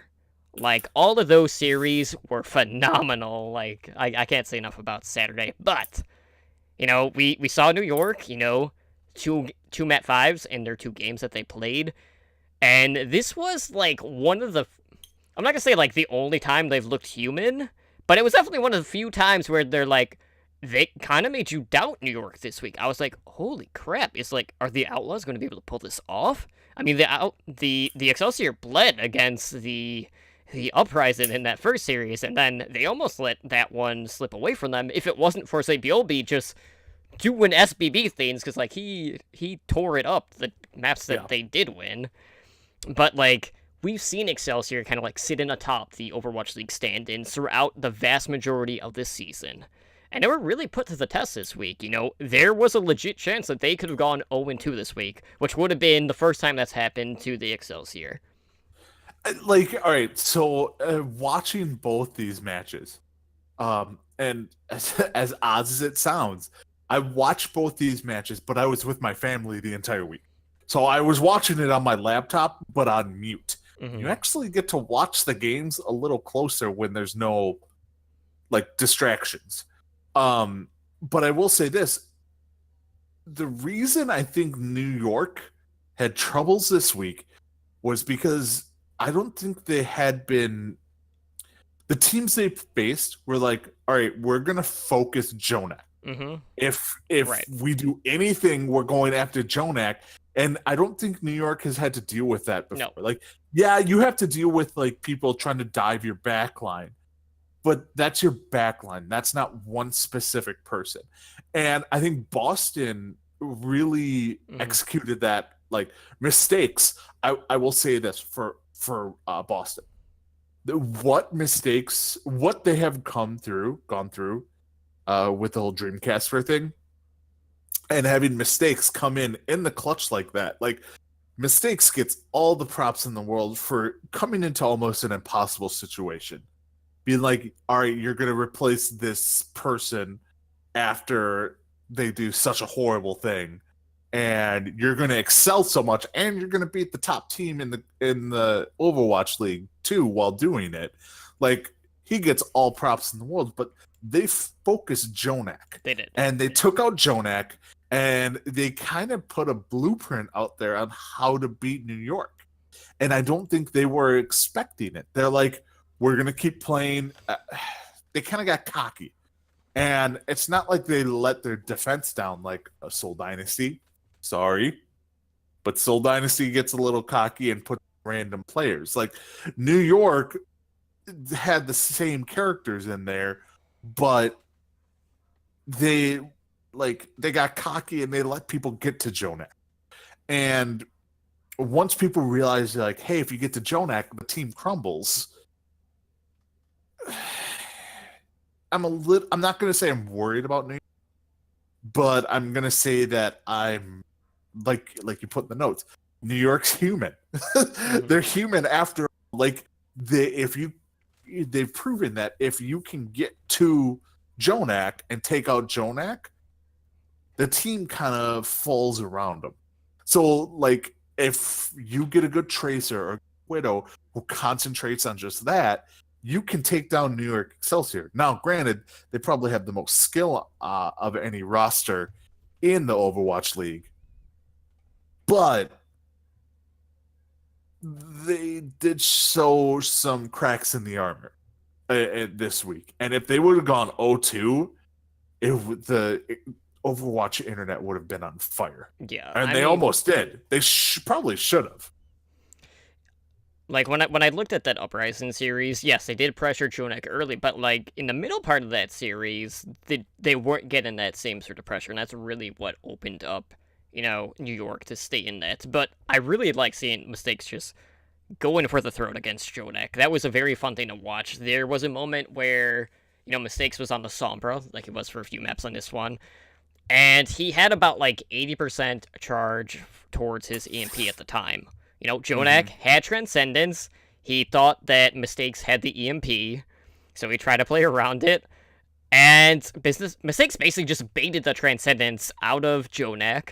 He built up that EMP by the time, you know, the Transcendence wore off, and then hit him with it right after, and then they just shut down the Excelsior at that point. And then we saw, like, New York, like, try to, like, go back to run an anti-dive, you know, to deal with the dive synergy of Boston, which has excelled everyone else's dive in the league. I think that's safe to say at this point. This is a team that has been run and dive every single week, just about, you know, throughout each stage. And a lot of it comes from, you know, the aggression of Gamzu. You know, he's had a couple of off days, but, like, for the most part, he's been pretty damn consistent.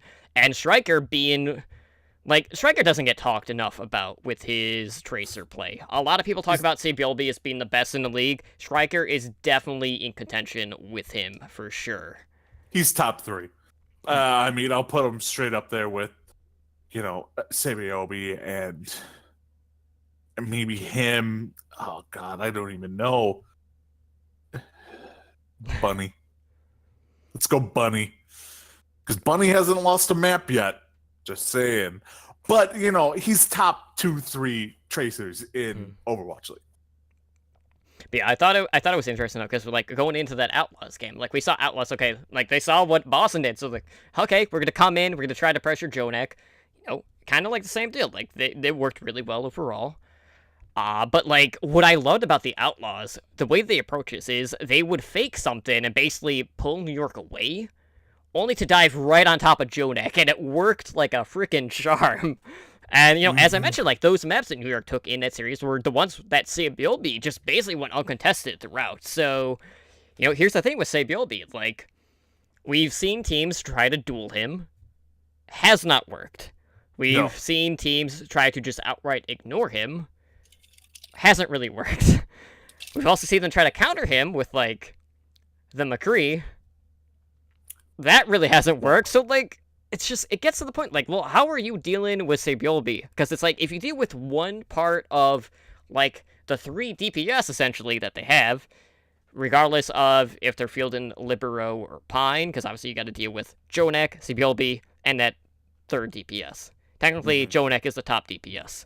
Hence, him getting the focus this week. But, like, it seems like if you try to just deal with one of them, then you have to deal with the other 2. It's just really hard to have the resources to deal with something outside of just that one particular focus. And that's what a lot of people are struggling with. That's why New York has been, above everyone else at this point. But who knows, like, Boston, like, if they can keep up that synergy that they have been running on the dive and have that clean execution, this is a team, like, mark my words, they are absolutely going to make the playoffs this stage. Whether or not they're going to win it, I don't know, but, like, they've definitely opened up a lot of eyes. A lot of people have been doubting them, and they've won now 8 games in a row. That is the 2nd longest streak we've seen in the Overwatch League.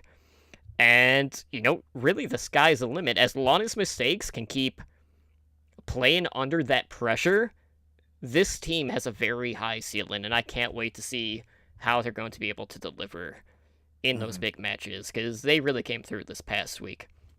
And speaking of teams that came through, we also saw Philadelphia. They endured 2 Mat 5s this week. They went 2-0 in Stage 3 Week 2. And, since getting beaten up pretty early against the Spitfire, in the earlier stages, Philly's definitely turned things around against the Spitfire. So, we have the Spitfire, who have been basically shitting all over the Dynasty. Dynasty are 0-16 at this point. And then, Philly being able to turn the tides on the Spitfire, so Philly, maybe London's kryptonite at this point, possibly. But we saw EQO, like, return to the lineup. He was serving a 3-game suspension due to his racial gesture, I guess is the best way to put it. Like, he was consistently outplaying Prophet throughout this series, which was awesome to see. We got to see the return of the Poco Bomb, because Poco came in with a huge self-destruct that was like a 3K on Oasis University that really opened up the door to take that win.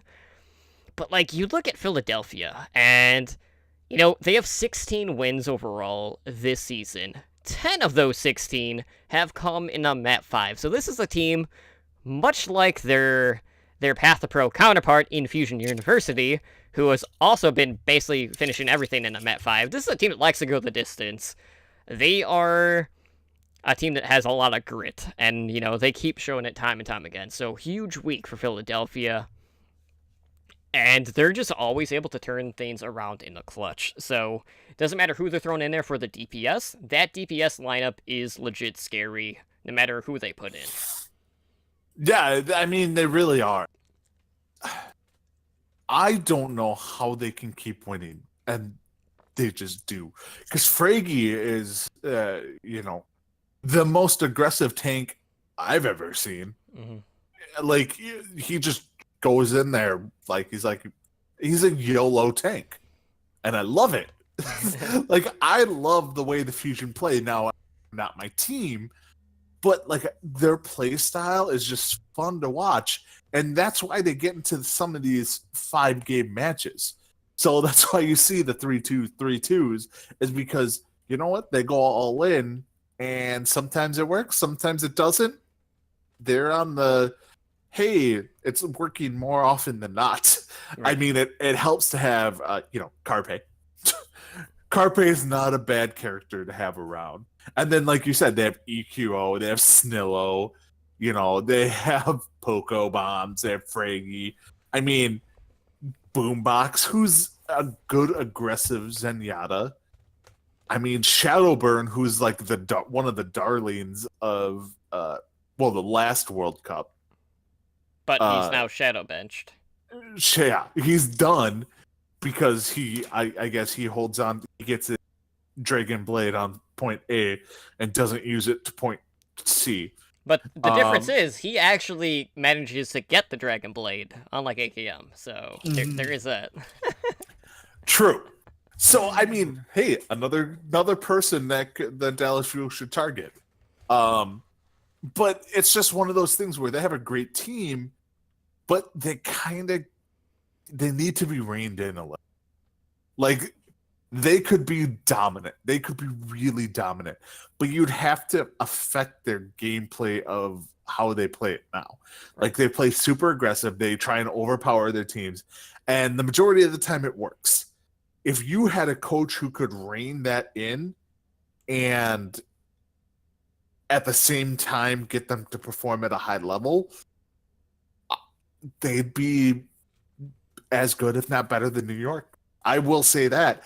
But their play style right now is just so hit or miss that they will never reach that next level until they do that. And they're fun to watch.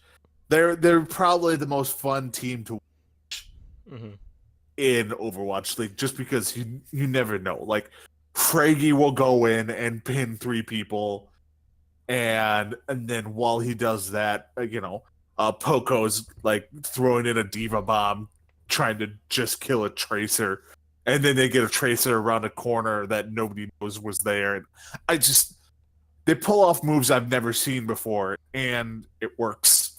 I don't know how it works. I want it to work in my gameplay, but they just do it. Yeah, like, that aggression is very high risk, high reward. To, like, you can, like, compare it to basically how Pine plays for the New York Excelsior, except they do it as a team. Basically, like, if we look at Pine, right? Pine is a player in the league that opens up with the most first kills.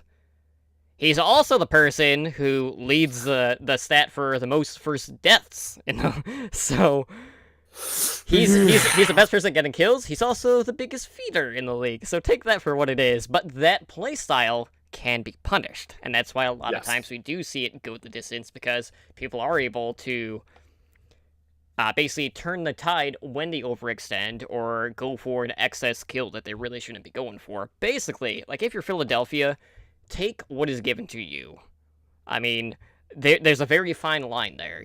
Sometimes they reel it in, sometimes they don't. More times than not, they don't, though. So, yeah. All right, so, moving on, I want to talk about the Gladiators and Dynasty match, because this one was interesting. So, Asher, he was in Korea, so it was sure for anti-hydration in for the Gladiators throughout this series against the Dynasty as a DPS duo. Seoul opted to run their B squad. We've kind of talked about that in the past. And, like, when I saw that, I was like, this is absolutely not the time. This is not the opponent. No. Because the Gladiators are a team that cannot be underestimated. We've seen how big of an impact Fisher has had. Now, granted, it took a couple weeks, but Fisher has just been doing Fisher things. Like, there was a play earlier in the week that we saw that I clipped, where he basically popped his Primal Rage, took care of Pharmacy. He kept having to use his, like, jump pack to not fall off the map, and he was just jumping on heads like it was freaking Super Mario. It was fantastic. Definitely check out that play. But, we saw, okay, so Ryo Jaehan, definitely one of the best players in the world. In this particular series, he was holding on to his ultimates just a little bit too long.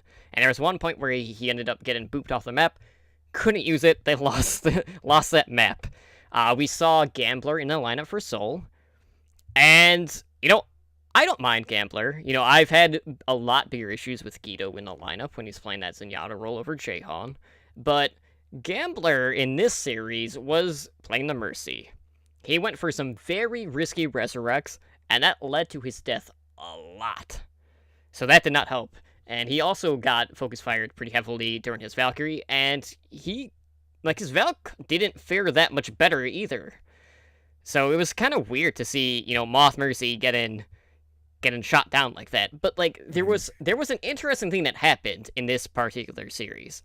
And that was that Fleta fell sick kind of in the middle of a game, basically. And he had to be emergency subbed out. And, it's very hard to just be put into that situation, having to come in cold, basically, and having to finish out the series. So, I'm not going to take anything away from the Gladiators. The Gladiators are one hell of a team, but, it does make you question, well, what could have been? It could have been a lot closer. Would the result been different? I don't know, but I hate to see something like that happen in that exact moment, because that's not something we've seen. And I don't know if we'll see that again. That was just a very bizarre situation to kind of be put in. But with this loss, though, I am terrified of our playoff chances at this point, because we've already lost twice. We still have to face Excelsior. We have to face the Spitfire, Fusion, Uprising, and Outlaws. And that strength of schedule absolutely sucks for Seoul. I don't think they're going to make the playoffs, even if there is a 4th spot in this one.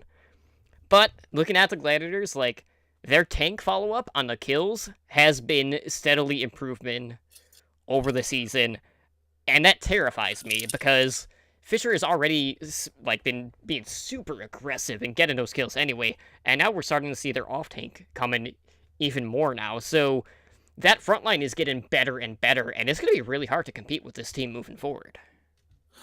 Yeah, so I came to the conclusion today, and I put this in our Discord, and I hoped you wouldn't kick me out off the co-hosting duties. Is I called Seoul the Seoul Fuel, and not because of the drama, but it's the thing that I've come to realize with the Fuel and their decision making, if you want to call it decision making, as far as players, is when before the Overwatch League, they were dominant. They were huge in Korea.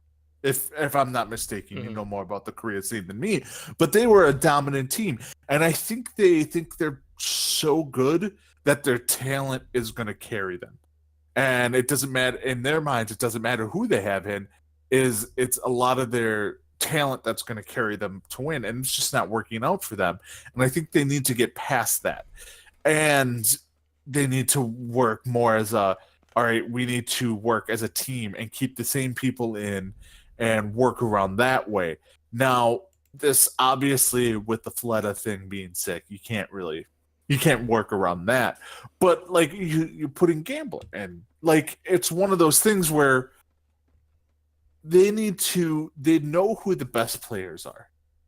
And maybe they shouldn't make so money we can put in this person and we'll still win, or we'll put in this person and still win. I mean, what was it? 2 weeks ago against the Valiant, they basically threw the match, with who they put in, and it's just Seoul. To this day, I still think is a top 2 team in the Overwatch League. They can be. I don't think they're there yet. I don't think they're there, but skill-wise, they're top 2 in my mind. They're just not a team right now, and but they have the mentality that they're top 2. So it's all right, we're gonna go out there, we're gonna get into the playoffs, we're gonna do this. I hate to keep using analogies of other pro sports, but it's like the Cavaliers from the NBA. The Cavs, they're the number 4 seed this year in the playoffs, in the NBA playoffs.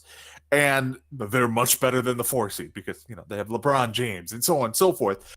But they're just like, oh, we're going to kind of not mail it in during the regular season, but we're going to, we're going to rest people, or we're going to do this. And, if we win, we know once we make the playoffs, we'll step it up a notch.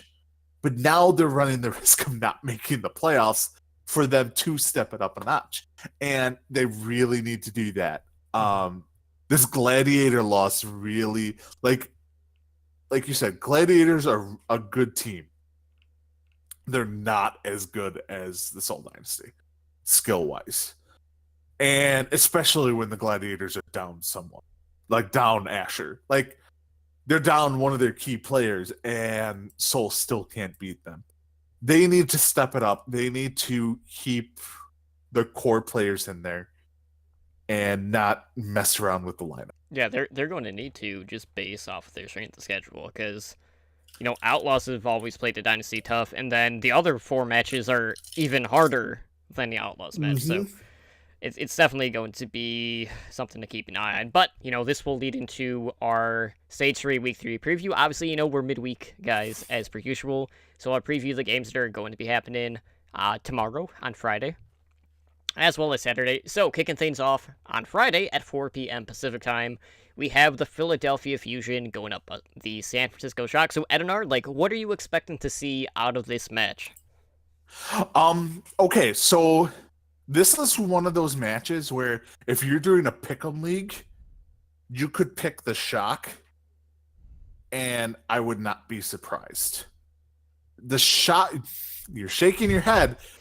The Shock are not as good as the Fusion.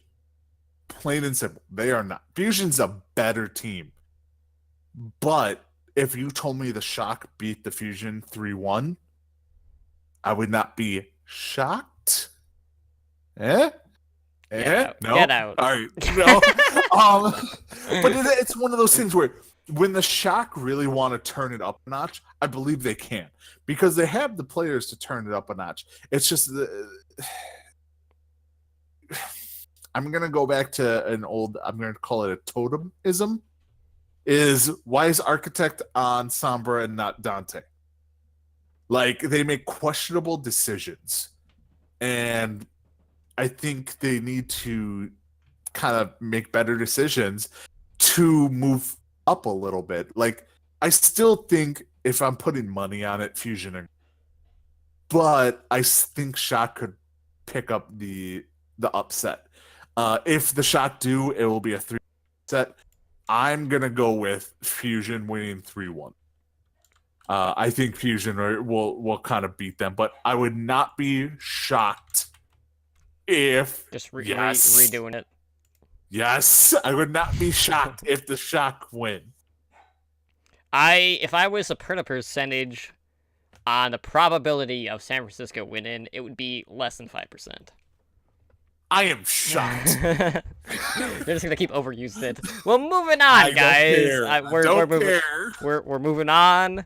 At 6 p.m. Pacific time on Friday, we will have the Florida Mayhem going up against the winless Dragons. Okay, so guys, they're Dragons, right? Fearless, Kakiri, Ado.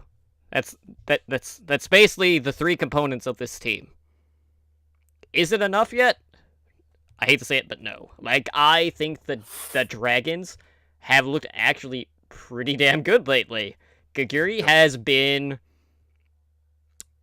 arguably one of the best off tanks since she came into the league. Outside, like her first weekend, she was a little bit shaky, but like that's understandable. She's been playing out of her damn mind. Like, I have been so impressed, and I knew how good she was. Like, I've seen her stream, and she's never really been on a team that has the cohesion that some of these other Overwatch League teams have, and the Dragons aren't there yet. But they've definitely opened up their comms a bit more. It's improved their dive synergy pretty well. Ado has been doing some absolute cleanup on the DPS line. And, I feel like it's just going to take a little bit more survivability from the support line for this team to really start to excel, because that's like the biggest problem that the Dragons have had right now, right? It's that their tanks are doing great, but they're having a hard time peeling for the support line. And the support line is just dying too often, and that's really what offsets this team right now. You look at the Mayhem, since Saya player came in, being that Widowmaker player, like, he's been winning a ton of duels. He was going toe-to-toe with Linkser today. And winning, despite Linkser being, like, the best anti-Widow. Which is saying a lot. So if Saya player can beat Linkser, he can beat pretty much every other Widow in the league right now. He's definitely one of the top Widows based off of what we've seen. And, you're going to have Dia on the Dragons running a Widow. Dia hasn't fared as well, so regardless, like, I have to tilt in Mayhem's favor. I think Dragons will probably pick up one map out of this one, so I'm going to say it's going to be 3-1, but I expect Saya player to really be the person to open up the fight, getting those early picks with the Widowmaker. And, I hate to say it, but, like, the Dragon support line is really their undoing right now. And until they shore up that line, they're still going to be in for some tough battles. But I expect their tanks to keep performing consistently as they have been in the past. But, we're not quite there yet. We're getting close, guys, but we just a few more tweaks, and maybe, just maybe, the Dragons will come out with their first win of the season. And then the world will implode when that happens, because what other way, how else are things going to go down? So, Right. at 8 p.m. Pacific time, here's one of those big tests for the Dynasty. We have Boston Uprising going up against the Dynasty, and I haven't checked the score of the Uprising Spitfire game, which is going on right now. I think London took the first game, but, like, Uprising, as of recording this right now, right? They've won 8 maps in a row, potentially 9, if they get through the Spitfire tonight. And a Dynasty, you have to assume that they're going to field their best roster. So with that in mind, Edinar, how do you see this one playing out? Okay, so with all the problems that Seoul has had, I actually don't think that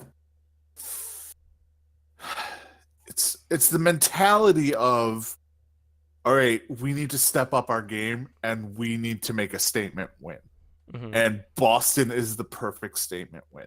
Now, you said you don't know how Boston's doing. They're actually losing 2-0 right now to London. Okay, so. And I think Seoul is going to come in. The smart play. All right, I'm picking Seoul to win. I'm picking Seoul to beat Boston. I think Seoul's going to come in. The smart play is to say 3-1, but I'm going to go 4-0. I think Seoul is going to come in and be like, I know people have been saying all these things where we're not going to make the playoffs, our team's, in disarray, and then they're going to come in and be like, screw you guys. This is the real Seoul Dynasty. And they're going to be like, we're going to go up against one of the top 3-4 teams, and we're going to 4-0 them. I don't think, I don't think Boston will win this match. It could be Seoul in 3-1, 4-0, 3-2. I'm sticking with Seoul winning this match. I am so conflicted on this one. I'm assuming it's good to go to him at 5. I think in my pick'ems I stuck with Uprising in this one. But, like, the opening match on Saturday is another one of those ones that has a lot of people conflicted. So on Saturday, starting things off at 1 p.m. Pacific time, we have the London Spitfire going up against the LA Valiant. So, Valiant still undefeated in this stage. Looking pretty damn good. The Wings are, in fact, out. They're not up, they're out. Shut up. I mean, it was a typo. The Valiant are going up, right? Because they're at the top of the stand-ins for the stage right now. So there's that. So, I mean, in that retrospect, you would be correct. But, this is one of those games, like, we've seen Spitfire working in some of that GC Busan part of the roster. They've looked pretty good overall. they haven't looked as dominant this stage, though. And then you have the Valiant, who, they might have, played some lesser opponents so far in this stage, but they've been winning decisively. So this is just one of those matches, it's like, it really is a coin toss. Like, this one could go either way. I think, I like the Spitfire, I like the Valiant, I like both of these teams across the board.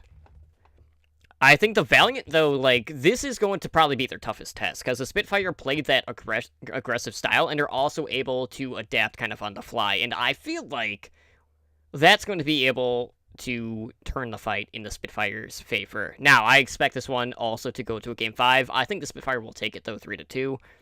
But, like, so much of this is going to boil down to Prophet and Agilities. Like, Agilities, I feel like, in the past, I've given Agilities a bit of flack for his playstyle, because he's a highlight player. He's a player that is always looking for that big play.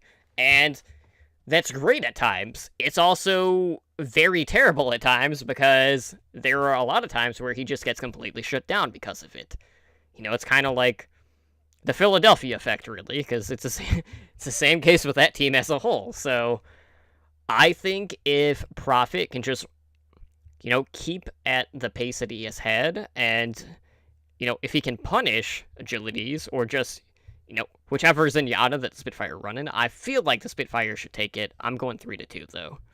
So, looking at the other side of LA, at 3 p.m., we have the LA Gladiators going up against the New York Excelsior, which should be another good match. So, Edinar, what are your thoughts on this particular match? Okay, so, all right. I want to say, so I was actually looking at this map as not an upset possibility, but where the Gladiators could really push New York until I saw the map set. So it looks like they are playing Anubis, Blizzard World, Ilios, and Junkertown. And not to say, because New York, all right, when you look at like the win-loss on maps, all of them are going to be heavy in the win column because it's New York. They've only lost like 3 times. But reversely, you look at the Gladiators, and every single map except for Blizzard World, they have a drastic loss. Like, they have drastically more losses than win the rest of the maps. So unless somehow the Gladiators can pull off a win on Blizzard World, which is just god-awful map, until they get the new Point B. Until they get that, I can't see the Gladiators winning anything. So I'm going to go New York 4-0 on this one. Possible 3-1 if they pull off the win on Blizzard World, but every other map that they're playing, the Gladiators suck at. Like they just like they're 3-6, 3-7 on all the other maps, and it doesn't work out into their favor. So I'm gonna go 4-0 Excelsior. Another bounce back, but it could be 3-1. Yeah, I think for that particular one, we've seen Surefour really step it up on the Widowmaker. Like, he's been performing at a very high level, a lot better than a lot of other Widowmakers in the league. And I feel like a lot of this series is going to boil down to what sort of effect he is going to have in this lineup. Will they be able to pressure Jonak with Fisher? Potentially. But can Surefour ultimately win the Widow duels?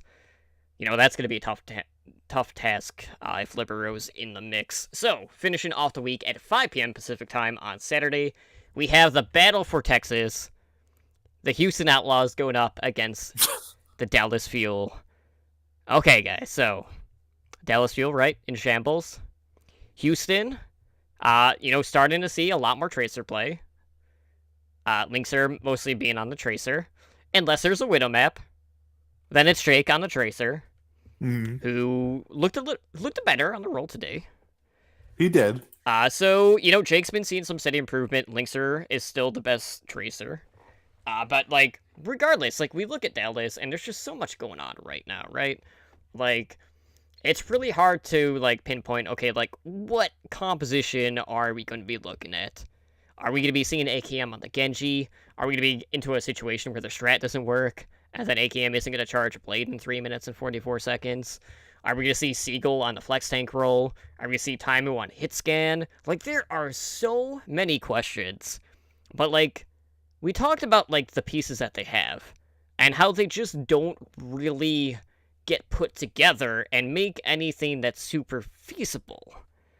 So, like, I feel like this should just be a straight-out 4-0 series for the Outlaws. This is going to be a statement game. Dallas, like, we said it before, like, they are done for this season. But, like, I want to see the Fuel turn it around. You know, it might not be this season, or this might not be the stage, might not be the season, but I hope management and the higher-ups for that org can just get their shit together, because the fans deserve better, the league deserves better, and I'm just fed up with having to basically put them on blast, is what it is. Like, there are times where, like, I put other people on blast, Sinatra, but the Fuel have basically just been adding one thing after another, right? So, at some point, like, it's just going to combust, right? Like, I don't know, like, how much worse it can get, so I'm hoping this is going to be the end of it. I can calm my nerves, I can get back to my zen, right? So, I don't know, but the Outlaws should take this, and I don't think the Fuel are going to have the answer. Whether they run dive, whether they run, you know, AKM on the 76, whatever it is, the Outlaws should be able to take this one 4-0. And I'd just be surprised if the Fuel take a map at this point, but who knows? OGE has looked pretty damn good, but their dive without Rascal has looked horrendous. Yep. So who knows? Because their best Genji player is now their off tank. Like, Seagull now is their best Genji player, but he's now their diva off tank because, I mean, to put it bluntly, Mickey, as much as everyone loves Mickey is still playing diva as pre-buff and nerf diva. Like, so he's playing diva as an old diva and not the new diva. Okay, so And I need to add on to this, though, because there is one aspect of Mickey's play that is, well, okay, there is one person on this team that is the catalyst for that playstyle, and that is the fact that AKM is constantly getting pressured when he's on the 76. Now, granted, like, with OG in a lineup, Mickey isn't getting torn as much in the past between the front line and the back line having support, but Mickey always seems to be stuck in the middle still, just because of the pressure hitting the back line. So I feel like a lot of that is just taking away the impact and the bite that Mickey can have. But that being said, though, yes, Mickey is struggling, but, like, it's because of that component that he's not able to play the style of diva play that he would be playing otherwise. yeah, it's just Seagull right now is one of those. He's playing not a better diva. It's just he's playing it better with the comp that they brought. Mm-hmm. And Mickey just, and I really wish, because Mickey, like I said, Mickey's the most lovable character in all of Overwatch. Like to see him and not smile is inhuman. Like, but it's just one of those things where people love having Mickey around. But I think one of I called it after they fired Kai and was like, yeah, no, Mickey's not going to be on Diva. They're going to put Seagull on Diva. And I expect that to continue until they get fed up with Mr. 4-minute Dragon Blade on Genji, and then they put Seagull on Genji. So, but again, they're not going to win a map for probably the next few weeks. I was trying to think of some like terminology I can use for the acronym AKM, but I couldn't think of anything for the K. So I'm gonna think on that and come back with something next week. But there's going to be something that I can come up with that's gonna fit for him perfectly for that 344 Dragon Blade. But guys, this will lead into our community corner. So we do shout outs. So this week, I got to shout out Gabe. He was filling in last week. He is a co-host over on the Cavalry. He did amazing. Last week's show was really good. We had a lot of interesting talks. I mean, we did talk about some not safe for work stuff. Questionable things. And Which we are known for. Like, I'm not going to deny the fact that we always have covered, stuff that might be a little bit off kilter compared to a lot of other podcasts. Outside of, like, maybe Fragging Out because, they are more the not safe for work Overwatch podcasts out there. But, Gabe's awesome. It was good to really just sit down and talk to him for, like, 2 straight hours about a game that we both love. I also want to shout out, I got to shout out Fusion University. They put out a giveaway, which I actually won. Like, I won the giveaway. They're doing like a signed jersey for me. So I'm getting Zachary, who is their DPS player, to sign the jersey. I'm expecting to get that after Contenders sometime in May. But, like, I was not expecting to win. Like, you should never expect to win a giveaway. So that was a very nice surprise, and I got to talk about it on our Path to Pro show yesterday for the back cap. So, that was really cool. But, Edinar, do you have anyone in the community that you would like to shout out this week? I mean, like you said, I want to for stepping in for me last week when I was out with a family emergency. Gabe definitely, it was a good show. He definitely wins the beard game. Like I can't grow one. Yeah, I have Scruff. He legit, that's a legit beard. Mm-hmm. Like, I'm impressed. So, but no, thank you for filling in for me. I appreciate it. It was definitely an unexpected, to take the week off type of thing. So, that's my shout out. Thank you, Gabe, for, coming in and stepping in for me for the week. Yeah, well, we'll definitely bring him back on at some point. But guys, we're going to go ahead and close things out. So, Edinar, why don't you go ahead and let the people know where they can get a hold of us? All right. So, well, for starters, you can email us at hndoverwatch@gmail.com. You can see us on Twitter at hndoverwatch. Pretty simple. You can also see us on Twitch, where we're streaming live right now at twitch.tv/OWLN show. We are Twitch affiliate, so you can support the show by subscribing to our Twitch channel and unlock our network emoticon, aka what I just subscribed to in the middle of our show. So thanks again to everyone who's been with the chat. If you'd like to catch us live, we're broadcasting 3 nights a week. So the Overwatch League Network is on Mondays at 7 p.m. Pacific. The back cap, which is on Wednesdays, 7 p.m. Pacific, and then Heroes Never Die, which is at 5 p.m. Pacific on Thursdays. So we have a Monday, Wednesday, Thursday show. And then you can also reach us on Discord, and that's at discord.me/OWLN show. And then we also have YouTube, which is the Overwatch League Network. So we're getting close to our custom URL. So go there, subscribe, so we can get our custom URL.